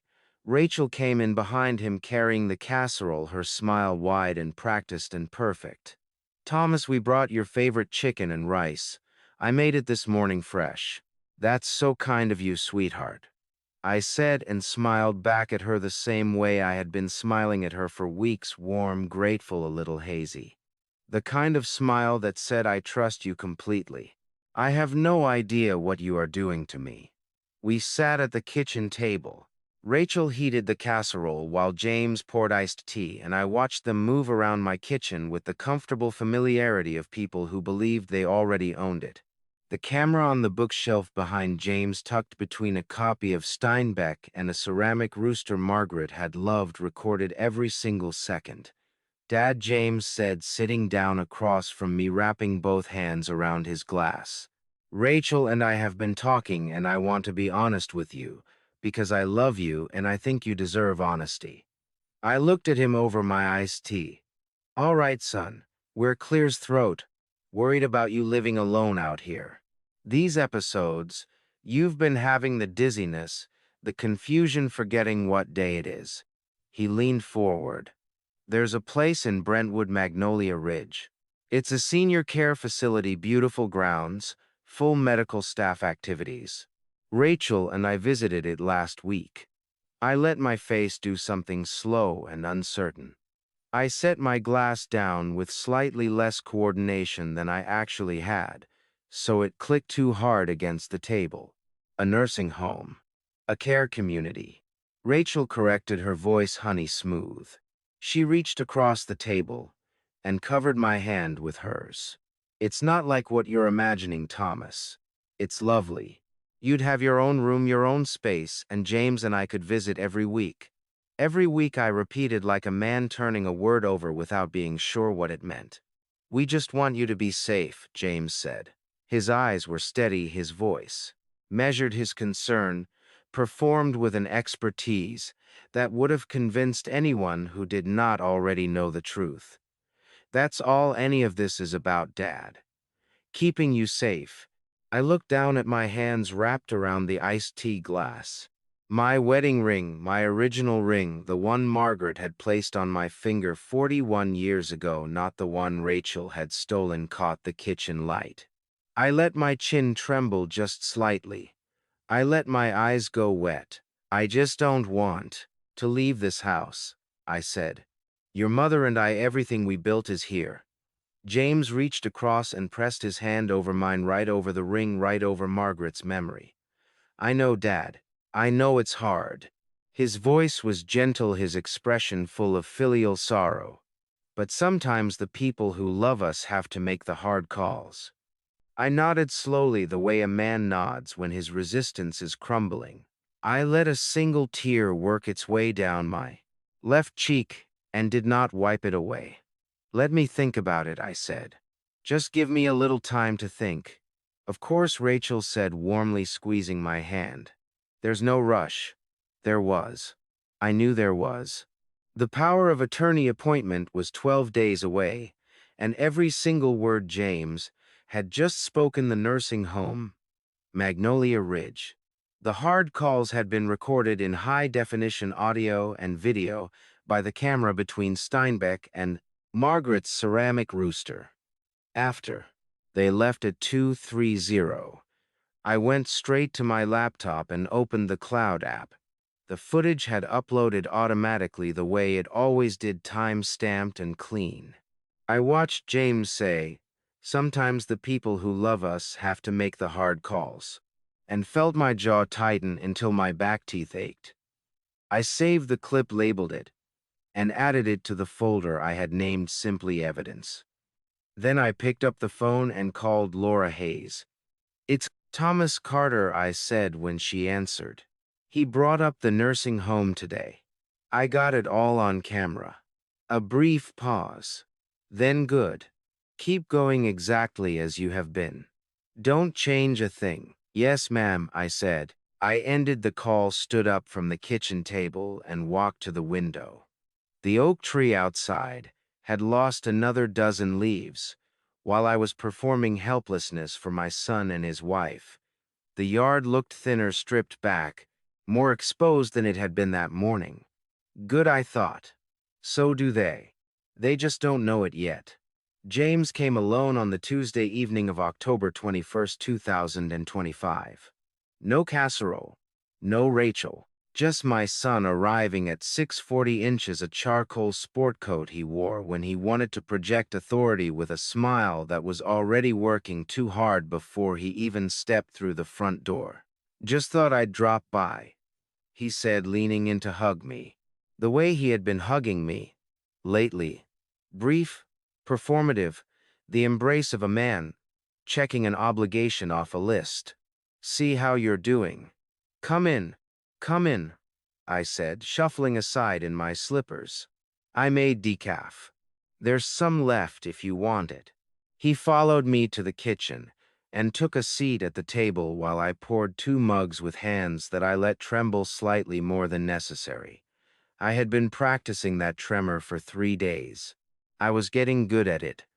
We talked for 20 minutes about nothing. The Titans seasoned the price of heating oil. Whether the maple at the end of the street was going to be taken down.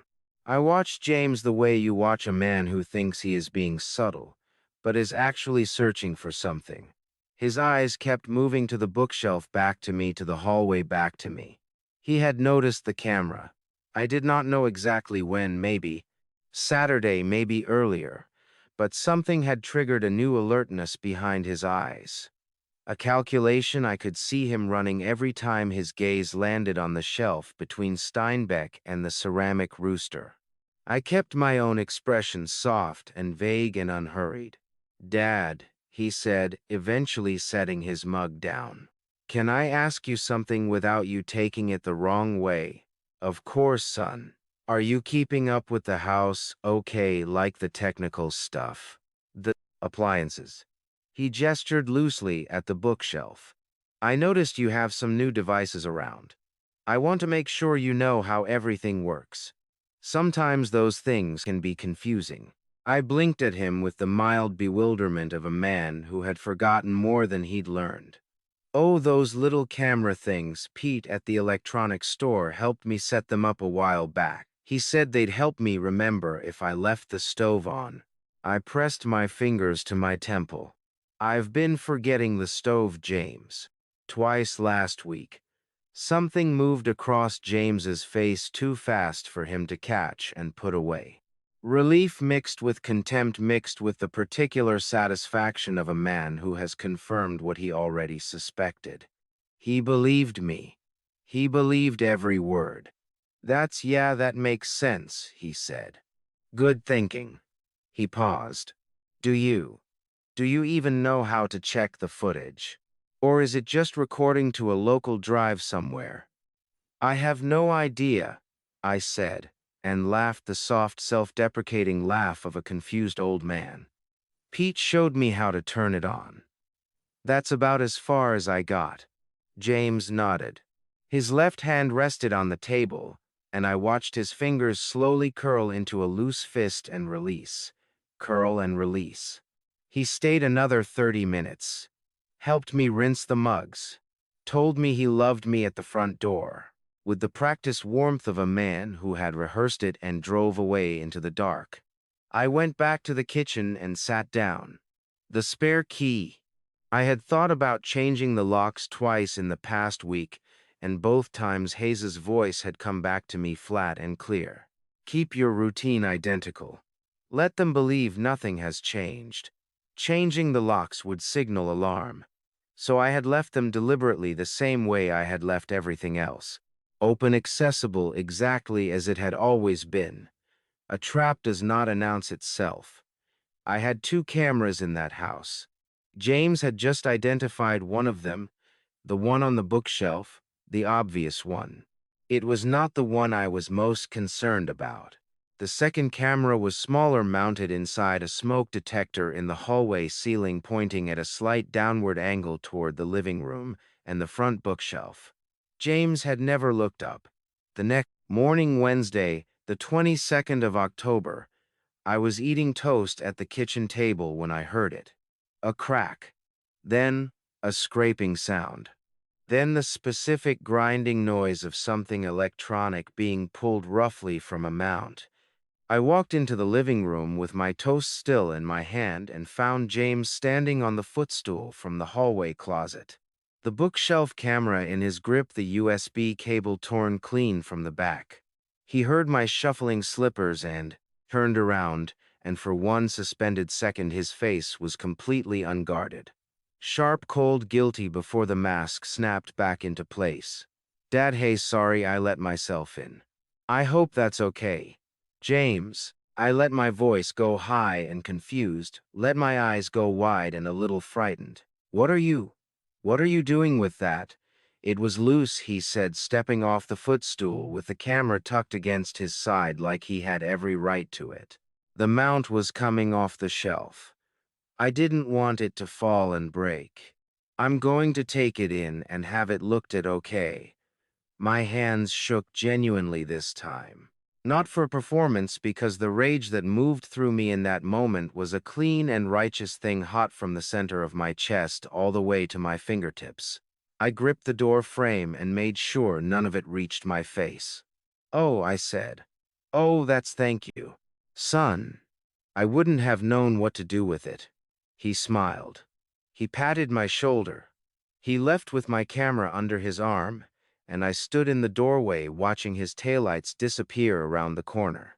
And when I was absolutely certain he was gone, I walked straight to my laptop, opened the Cloud app, and pulled up the footage from the hallway smoke detector. It had captured everything. James arriving through the front door. James pulling the footstool from the closet. James climbing up. James ripping the camera from the shelf with both hands, his jaw set, and his eyes flat and purposeful in a way that had nothing whatsoever to do with a loose mount. All of it time-stamped, all of it stored on a cloud server in Nashville that James did not know existed and could not reach. I saved the clip. I labeled it James Camera Destruction, October 22nd, 2025. I added it to the evidence folder. Then I called Laura Hayes. He took the camera, I said when she picked up. Did he now? Her voice was measured, but I could hear the edge underneath it, the alert precision of a woman whose case had just gotten sharper. Was the footage backed up before he got to it? Every clip from the last 3 weeks, I said, all of it. He has no idea about the cloud. A pause. When she spoke again, there was something in her tone that I had not heard from her before. Not quite satisfaction, something more controlled than that. The quiet of a woman watching the last piece of a puzzle find its place. Mr. Carter, she said, I want you to do nothing different. Go about your week. Let him think he won. Yes, ma'am. And Thomas, a brief pause. He just made our job a great deal easier. I ended the call and stood in the kitchen with both hands braced on the counter, looking out at the October yard, the bare oak, the cold flat sky. My heart was hammering. My knuckles had gone white against the countertop edge. But underneath the fear, underneath the fury, something was settling into place with the slow, irrevocable weight of a door closing on everything James thought he had gotten away with. He had reached into my house and taken what he believed was the evidence against him. He had no idea he had just handed me the most damning footage of all. Laura Hayes called me on the morning of October 23rd, a Thursday, while I was sitting on the back porch with a mug of coffee I had not drunk a drop of because I had been too busy watching the yard and thinking. The sky was the color of old pewter, and the last of the oak leaves were coming down in slow, unhurried spirals, as if even the trees had decided there was no point rushing anymore. Mr. Carter, she said, skipping pleasantries the way she always did, getting straight to the recess. Bone of things. I need you to come in this afternoon. We have the footage reviewed, the physician's statement logged, and the samples are with our forensic consultant. I want to talk to you about next steps. What time? I said. 200. Come through the side entrance on 4th Street. Ask for me by name at the desk. I was there at 155. She met me in the same conference room as before. Blue plastic chairs, wobbling table, but this time she was not alone. A younger man in a charcoal suit sat to her left, a laptop open in front of him. A yellow legal pad covered in tight handwriting beside it. Hayes introduced him as Marcus Webb, the assistant district attorney assigned to the case. Mr. Carter, Webb said, reaching across the table to shake my hand with the firm, measured grip of a man who needed you to trust him immediately. He looked maybe 35, sharp-eyed and careful. Laura has briefed me on everything you've brought in. I want to start by saying the evidentiary package you've assembled is remarkable for a civilian. My wife taught me to document things, I said. She kept records of everything. I should have learned sooner. Something shifted in Webb's expression. The professional composure softened for just a fraction of a second. I'm sorry about your wife, sir. Thank you. I set my hands flat on the table. Tell me what we have. Hayes took over the way I had come to understand she always did when it was time to move from sympathy to strategy. She turned the laptop to face me. On the screen was a compiled video file, a timeline of footage, one clip following another in clean chronological order. She walked me through it piece by piece. Rachel at the tin box. Rachel's hand lifting the wedding ring. Rachel's fingers closing over the brooch. Rachel at the kitchen counter with the white powder. James at my kitchen table saying, "Sometimes the people who love us have to make the hard calls." James on the footstool ripping the camera from the shelf. I watched every second of it. My jaw was locked so hard by the end that I could feel the ache in my back teeth.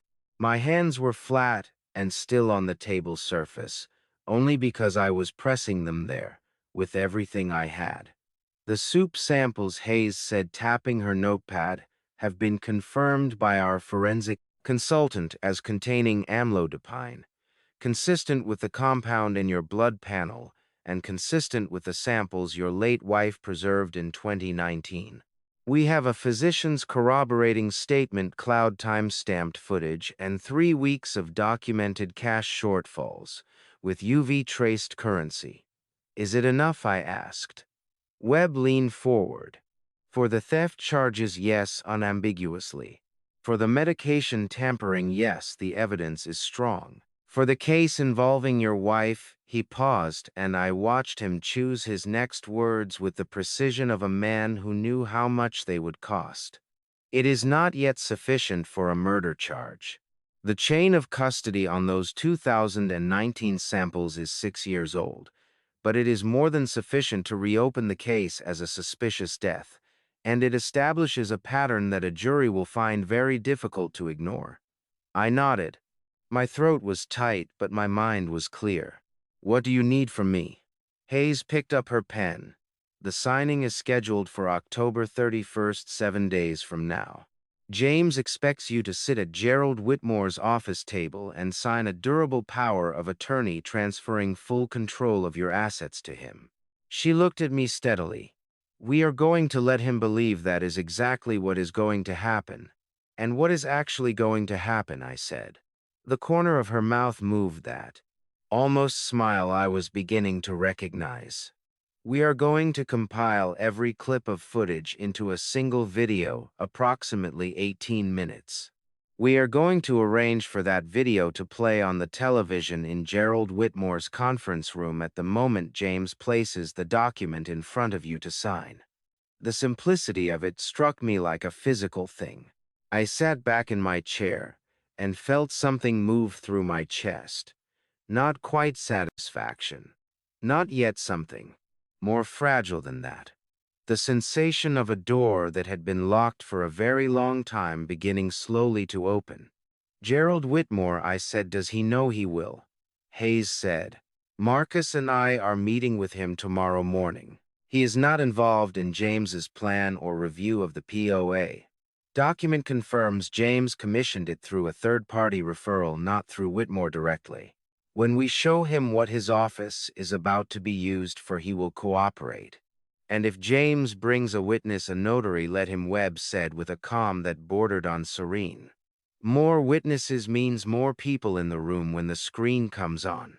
I pressed both hands flat on the table and looked at the frozen frame on the laptop screen. Rachel's hand closed around Margaret's wedding ring. I had not let myself look at that image for more than a second at a time since the footage first uploaded. Now I held my gaze on it and let the grief and the fury and the cold determination all exist in the same breath. "All right," I said, "let's finish this." Hayes walked me out through the side entrance at 345. The October afternoon was cold and colorless, the sky pressing down low over Franklin like a lid. "Mr. Carter," she said at the door, "I need you to keep performing for one more week. Can you do that?" I thought of Margaret's letter. I thought of her handwriting on those sealed sample bags. I thought of 41 years in a house that my son was planning to strip away from me while I was still breathing in it. "One more week," I said, "is nothing." I walked to my truck without looking back, and the cold air hit my face like something clean, like something that had been a long time coming. Rachel arrived at my house on the Saturday morning of October 25th, 2025 without James. That was new. She knocked instead of using the key, also new. And when I opened the door, she was holding a covered pot with both hands and wearing a smile so warm and so precisely calibrated that it would have melted the resolve of any man who did not already know what lived behind it. "James had a work call," she said, stepping inside before I had fully opened the door, moving through my hallway. The way she always moved, like she owned every inch of it, and was simply waiting for the paperwork to confirm it. "I didn't want you to be alone on a Saturday, so I made your soup." "You are too good to me, Rachel," I said, and meant it in a way she would never understand.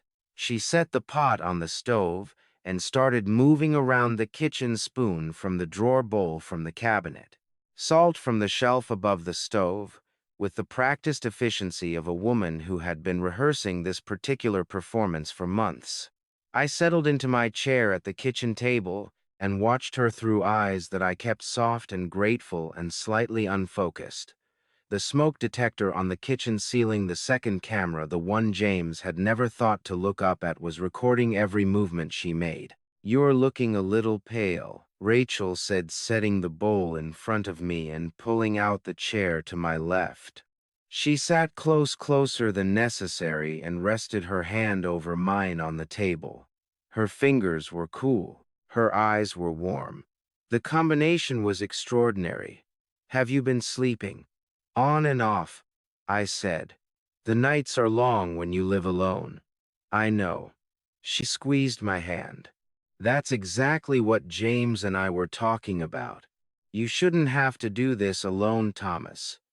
You deserve to be somewhere you're looked after. Properly looked after." "Magnolia Ridge," I said, the way a man repeats a word he is slowly being taught to accept. "It's a beautiful place," she said. "We went back to see it again this week. They have a garden, roses, Thomas, all different colors, and a music room. You always loved music." I stirred the soup slowly. The steam curled up between us. My eyes went soft and a little distant, the way they had been doing for 10 days now. "Margaret loved roses," I said. Rachel's face arranged itself into an expression of tender sorrow, so convincing I might have believed it myself once. "She did. She would have wanted you somewhere beautiful." I lifted the spoon to my mouth and took one slow sip, just enough to be convincing. The soup was good. She was a skilled cook. I had always given her that. I set the spoon down and looked at the bowl, letting my expression drift into the vague soft-edged distance of a man whose grasp on the present was loosening. The front door opened. James. His work call had apparently ended early. Dad. He came into the kitchen with the rolling ease of a man who had stopped treating this house as anyone else's space. He pulled out the chair across from me, dropped his keys on the table, and looked at the soup bowl. Good, you're eating. You look tired, but at least you're eating. Rachel made it. I said, she's so good to me. James smiled at Rachel, a quick private smile the kind couples exchange over a shared project, and she smiled back. I watched it happen. I cataloged it. I kept stirring my soup. Dad, James said, leaning forward on his elbows. I wanted to talk to you about the appointment next Thursday. At Gerald Whitmore's office. You remember we discussed the paperwork, the document that lets Rachel and me help manage things if you ever need us to. The signing, I said, nodding slowly. Right. I just want to make sure you're feeling okay about it. It's nothing scary. It just means we can step in and help if things get harder for you to manage on your own. I trust you, James, I said. His shoulders dropped almost imperceptibly, the release of a man who has been holding a breath for a very long time. He reached across the table and gripped my forearm. That means everything to me, Dad. It really does. Rachel stood to refill my water glass. While her back was turned, James leaned forward another inch and lowered his voice, not whisper, but close to the volume of a man who was not thinking about ceilings. Did she eat yet? He murmured to Rachel's back. Rachel turned halfway, keeping her voice equally low and easy, as if they were discussing nothing more consequential than a grocery list. He just started. James gave a small, satisfied nod. Good. Don't give him too much today. We need him sharp enough to sign on Thursday. My spoon stopped moving in the bowl. My hand was completely still. My face was still soft, still distant, still performing 69 years old and confused and grateful for the soup. But inside my chest, behind the careful mask, something detonated, white hot and righteous and devastatingly complete. Those 7 words. Don't give him too much today. Not a concern about my welfare. Not a fear that the dosage would harm me. A calibration. A schedule. A management decision made about a man sitting 3 feet away who they believed had no idea what they were doing to him. The smoke detector camera on the ceiling had caught every syllable. This is delicious, Rachel, I said, lifting the spoon again with a trembling hand. My voice was steady. My eyes were warm. You always know exactly what I need. She turned back from the counter and beamed at me, genuinely pleased, genuinely believing the performance, genuinely certain that the old man at the kitchen table was exactly what they had made him. That's what family is for Thomas, she said. James leaned back in his chair with the satisfied ease of a man whose plans were on schedule. He picked up his phone and began scrolling, confident, unhurried, already living in the version of the future he had constructed, the one where Thomas Carter signed his name on a Thursday morning and ceased to be anyone's problem. 6 days. That was all the time they had left, though neither of them knew it yet. I lifted my soup spoon and kept performing. And the camera on the ceiling kept recording. And outside the kitchen window, the October sky pressed down cold and low over Franklin, Tennessee, indifferent to what was happening below it. The way October always is, patient and gray and waiting for everything to fall. The Sunday after October 25th was the quietest day I had known in weeks. Not the quiet of peace, but the quiet of a house holding its breath. I sat at the kitchen table with my coffee going cold beside me and a yellow legal pad in front of me, writing down every date, every amount, every detail I could remember in the order it had happened, because Laura Hayes had asked me for a written timeline in my own hand to accompany the evidence file. I wrote for 3 hours. My hand cramped twice. I kept going. By Tuesday morning, October 28th, I had a sealed envelope on the passenger seat of my truck and a knot in my stomach that no amount of coffee was going to loosen. I drove to the Franklin Police Department, came through the side entrance on 4th Street the way Hayes had shown me, and asked for her at the desk. She came out in under 2 minutes, which told me she had been expecting me. "You have the timeline," she said by way of greeting. "And the final cloud export," I said, handing her the envelope. Every clip time stamped in chronological order.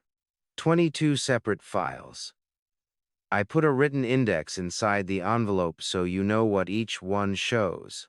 She took it with both hands and held it the way you hold something that matters. "Come back," she said. "Marcus is already here." Webb was in the conference room with his laptop open and 2 legal pads covered in handwriting that looked like a foreign language abbreviations, case numbers, statute references, arrows, connecting one thing to another. He stood when I came and shook my hand and got straight to it. "Mr. Carter, we are ready to proceed. As of this morning, we have enough for arrest warrants on both James and Rachel Carter Elder, financial abuse, criminal theft, and unlawful medication tampering. The DA has signed off." The words landed in my chest like stones dropped into still water, each one sending out a ring I could feel all the way to my fingertips. I gripped the back of the plastic chair and steadied myself. "Both of them," I said, "both of them." Webb confirmed. "The warrants will be executed immediately following the signing ceremony inside Whitmore's office. Officers will be positioned in the building before you arrive." I looked at Hayes and the video. She turned her laptop to face me. On screen was a video player, a single, compiled file labeled Carter Evidence Final Cut 1824. She pressed play and let me watch the first 60 seconds. Rachel at the tin box. The ring lifted the brooch, taken the white powder. James on the footstool, destroying the camera. James leaning across the kitchen table, whispering, "Don't give him too much today." 18 minutes and 24 seconds of everything they had done assembled in order, time-stamped and clean and absolutely irrefutable. My throat closed. My eyes burned hot and sudden, the kind of burning that comes not from sadness, but from the overwhelming, staggering relief of being believed, of having the truth exist somewhere outside of your own body, documented and witnessed and real. "That will play on the conference room television," Hayes said quietly. "Gerald Whitmore has agreed to cooperate fully. He will have the TV mounted and the file loaded on a USB drive. The moment James places the document in front of you to sign, Whitmore will start the video." "Does Whitmore know what's on it?" I asked. "He does." Hayes paused. He was shaken. He said he had no idea his office had been used this way. "He wasn't the only one," I said, and my voice came out rougher than I intended. Webb leaned forward. "Mr. Carter, I need to ask you directly. Are you prepared for Thursday? Because once that video plays, everything moves very fast. James and Rachel will be arrested in the room. It will be loud. It will be ugly. And you will be sitting at that table watching it happen." I thought about Margaret's letter on the bedside table. I thought about her handwriting on those sealed bags. I thought about 41 years of a life that James had looked at and seen nothing but an inheritance. "I have been preparing for Thursday," I said. "Since the first morning I counted the money in that tin box and knew something was wrong. I am ready." Webb nodded once firmly and made a note on his legal pad. Hayes walked me out to the side entrance again. The October afternoon was raw and gray, the wind coming in from the north with a bite that went straight through my jacket. "One more thing," she said, stopping at the door. "On Thursday, when the video starts playing, do not look at James. Look at the screen. Let the evidence speak. You don't need to say a single word. And if he tries to leave, he won't get far," she said simply. I stepped out into the cold, and walked to my truck. And for the first time since the morning I had opened Margaret's safe and found her letter, the weight on my chest had shifted. Not gone, not yet, but redistributed. Shared, no longer mine alone to carry. 2 days. That was all that was left between the life James had planned for me and the truth I had spent 3 weeks building brick by careful brick. I drove home through a Franklin that looked exactly the same as it always had and felt like a completely different world. James called at 7:15 on the evening of October 29th, a Wednesday, while I was sitting in Margaret's armchair by the living room window watching the streetlights come on one by one down the length of our road. I had not turned on the lamps inside. I had been sitting in the growing dark for almost an hour just thinking. The phone buzzed on the armrest, and his name lit up the screen. I let it ring twice, just long enough to seem like a man moving slowly, and answered. Dad, hey. Just checking in. His voice was warm, easy, the voice of a devoted son with nothing on his mind. How are you feeling tonight? Tired, I said, letting my voice carry the soft, frayed quality I had been practicing. A little confused. I keep forgetting what day it is. It's Wednesday, Dad. Tomorrow is Thursday, remember? We have the appointment at Gerald Whitmore's office. 1000. The paperwork, I said slowly. Right. The paperwork. It's just a simple document. You just need to sign your name, and then Rachel and I can start helping you manage things properly. Okay. Okay, James, I said. Whatever you think is best. A pause, brief, satisfied. That's good, Dad. That's really good. Rachel and I will pick you up at 9:30. You don't have to worry about a thing. I know, I said. I trust you, son. 3 words. The most expensive lie I had ever told. I felt them leave my mouth and hated the taste of them. Hated that I had needed to say them at all. Hated what it meant about who my son had become while I was busy loving him. Get some rest, James said. Big day tomorrow. Good night, James. The call ended. I set the phone on the armrest and pressed both hands over my face, breathing into my palms, feeling the full weight of everything that was coming pressed down on my shoulders in the dark. My eyes were burning. My chest ached with a dull, persistent throb that had nothing to do with my heart condition and everything to do with the fact that I was 70 years old and I had just told my son I trusted him and he had believed it, and tomorrow it would all be over. Rachel came and ate. She knocked this time, which she had taken to doing since James destroyed the camera. A small unconscious adjustment. A sign that some instinct in her knew the dynamic had shifted even if her conscious mind had not caught up. I brought you something light, she said, holding up a small container. Chicken broth. Nothing heavy before a big day. She heated it on the stove while I sat at the kitchen table and watched her move. She was wearing a blue cardigan and her hair was down, and she looked like someone's daughter, someone's friend. Someone entirely ordinary. And the distance between that appearance and what I knew about her made my stomach turn in a way that had never fully stopped in 3 weeks. Are you nervous about tomorrow? She asked, setting the broth in front of me and sitting down across the table. A little, I said honestly, because that much was true. Don't be. She folded her hands on the table. It's going to be fine, Thomas. Everything is going to be so much better after tomorrow. You'll see. You really think so? I looked at her over the bowl, soft-eyed and searching. I know so. She smiled wide, certain, the smile of a woman standing on ground she believed was solid beneath her feet. James and I are going to take such good care of you. I nodded slowly and lifted the spoon. I took one sip of the broth and set it down and let my hands rest in my lap and looked at the woman across the table from me. This woman who had come into my son's life and my house and my kitchen who had stolen Margaret's ring from my bedside drawer and crushed white powder into my soup and smiled at me. Exactly the way she was smiling now, and I felt something in my calm. Chest crack open like old wood in the cold. Not rage. Not anymore. Something older and sadder than rage. Grief maybe for the family this could have been. For the son James had been before whatever this was had taken hold of him.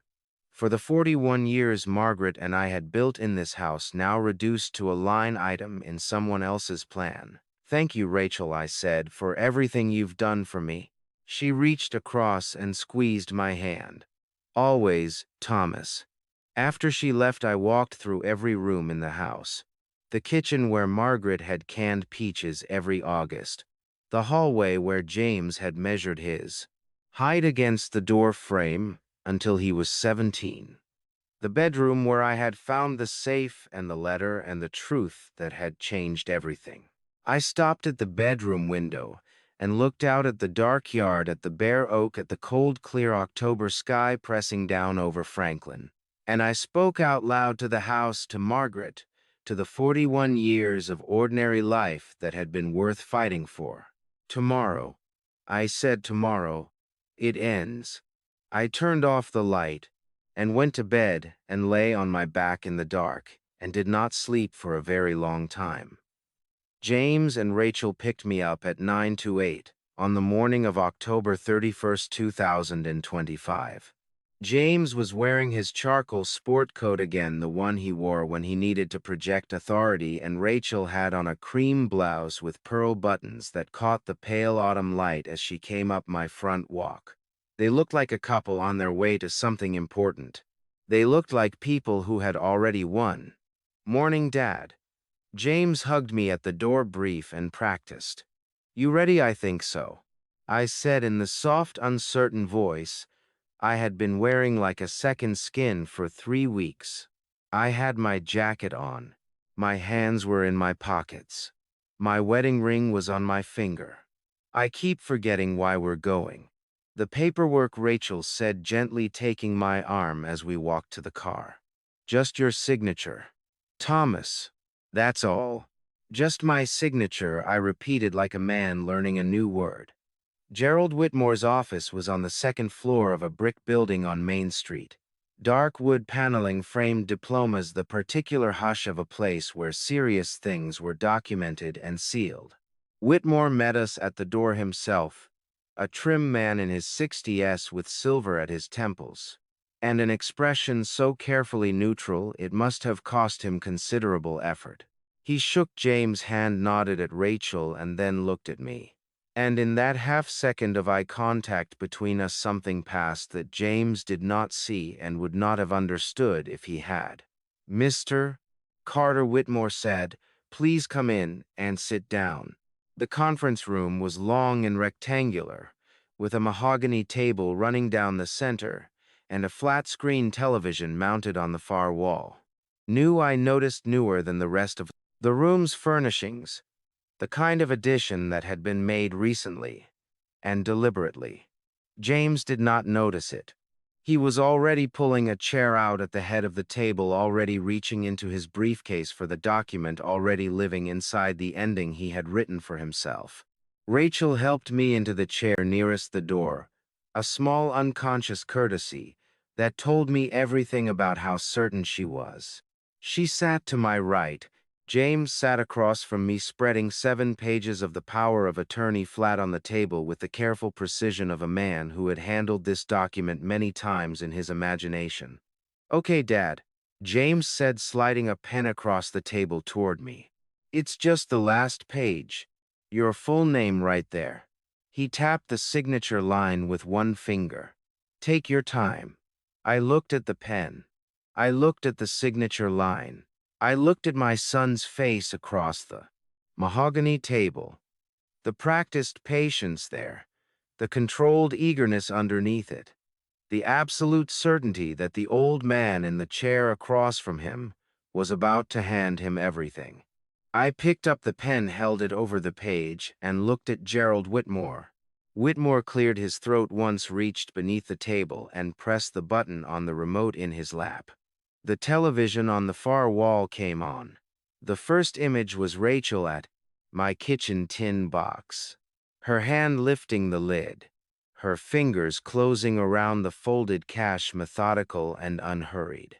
The timestamp in the corner read, October 7th, 2025, 1134 a.m. James's head turned toward the screen so fast I heard his neck crack. What? The word came out ragged, stripped of all the careful warmth he had been wearing all morning. What is that? Whitmore. What is? Please remain seated, Mr. Carter. Whitmore said, his voice carrying the particular calm of a man who had been told exactly what to say. The video kept playing. Rachel taking the wedding ring from the bedside drawer. Rachel's hand with the brooch. Rachel at the stove, the small twist of white powder dropping into the soup. Then James at the kitchen table. Sometimes, the people who love us have to make the hard calls. Then James on the footstool ripping the camera from the shelf.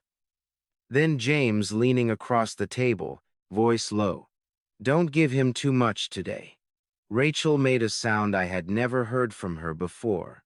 A short, sharp intake of breath, like something inside her had snapped. She shoved back from the table and stood, and her face, that carefully composed, warm, endlessly patient face, had come completely apart. Her eyes were wild. Her hands were shaking at her sides. James. Her voice cracked on his name. James, how did he shut up? James was on his feet, his chair, scraping back hard against the floor. His face had gone a color I had no name for, not red, not white. Something between the two, mottled with a fury and a fear that were fighting each other for space. He slammed both palms on the table and leaned toward me, and I looked at him. Really looked at him, my son, 42 years old, wearing his authority coat, and felt my heart break and harden in the same exact moment. Dad. His voice dropped low, urgent, stripped bare. Dad, you need to listen to me. Whatever you think you know, this is not what it looks like. I was trying to protect you. I swear to God, I was trying to protect you. James, I said, and my voice came out clear and steady and quiet as a stone dropping into deep water. I know exactly what it looks like. The conference room door opened. Laura Hayes walked in first, Marcus Webb behind her, and two uniformed officers behind him. Hayes looked at James with the focused, unhurried expression of a woman who had been waiting a long time for this exact moment. James Carter, she said, you are under arrest for elder financial abuse, criminal theft, and unlawful medication tampering. You have the right to remain silent.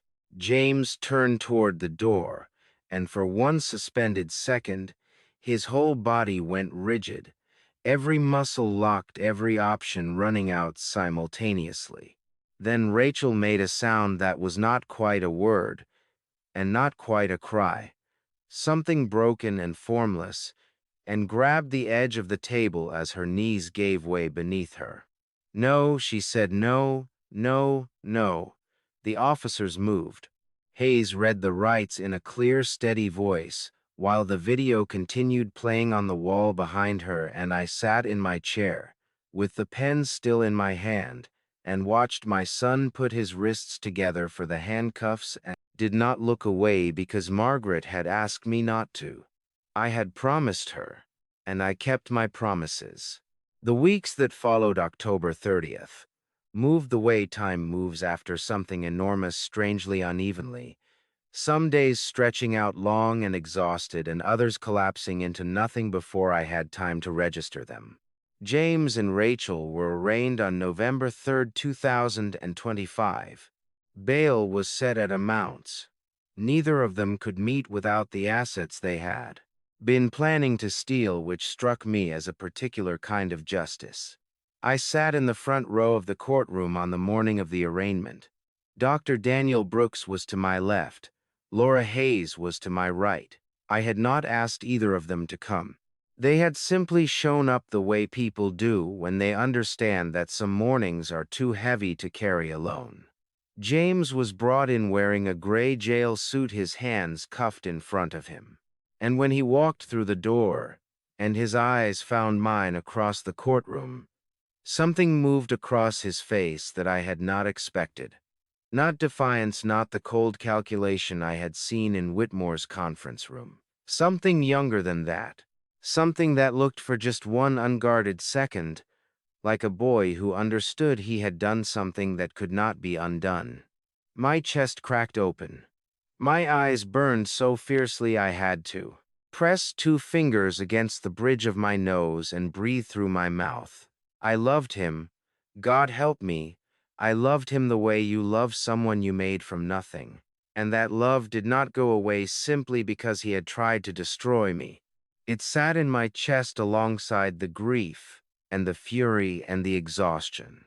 All 4 things occupying the same space at the same time, the way only the most complicated truths can. "You all right?" Brooks said quietly close to my ear. "No," I said honestly, "but I will be." Laura Hayes called me on the morning of November 17th with news I had been both hoping for and dreading in equal measure.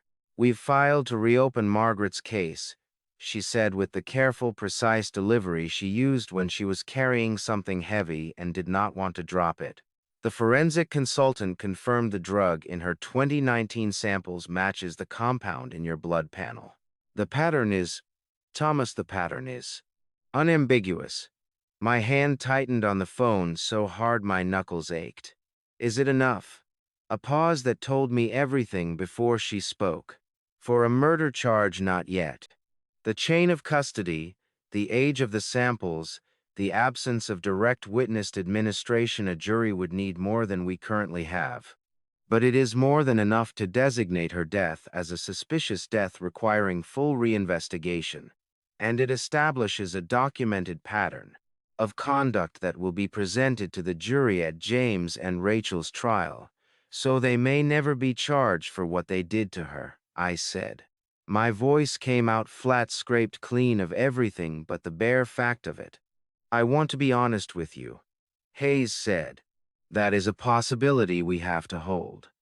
What I can tell you is that everything Margaret documented, everything she preserved in that safe is now part of the official record. Her evidence will be heard in court.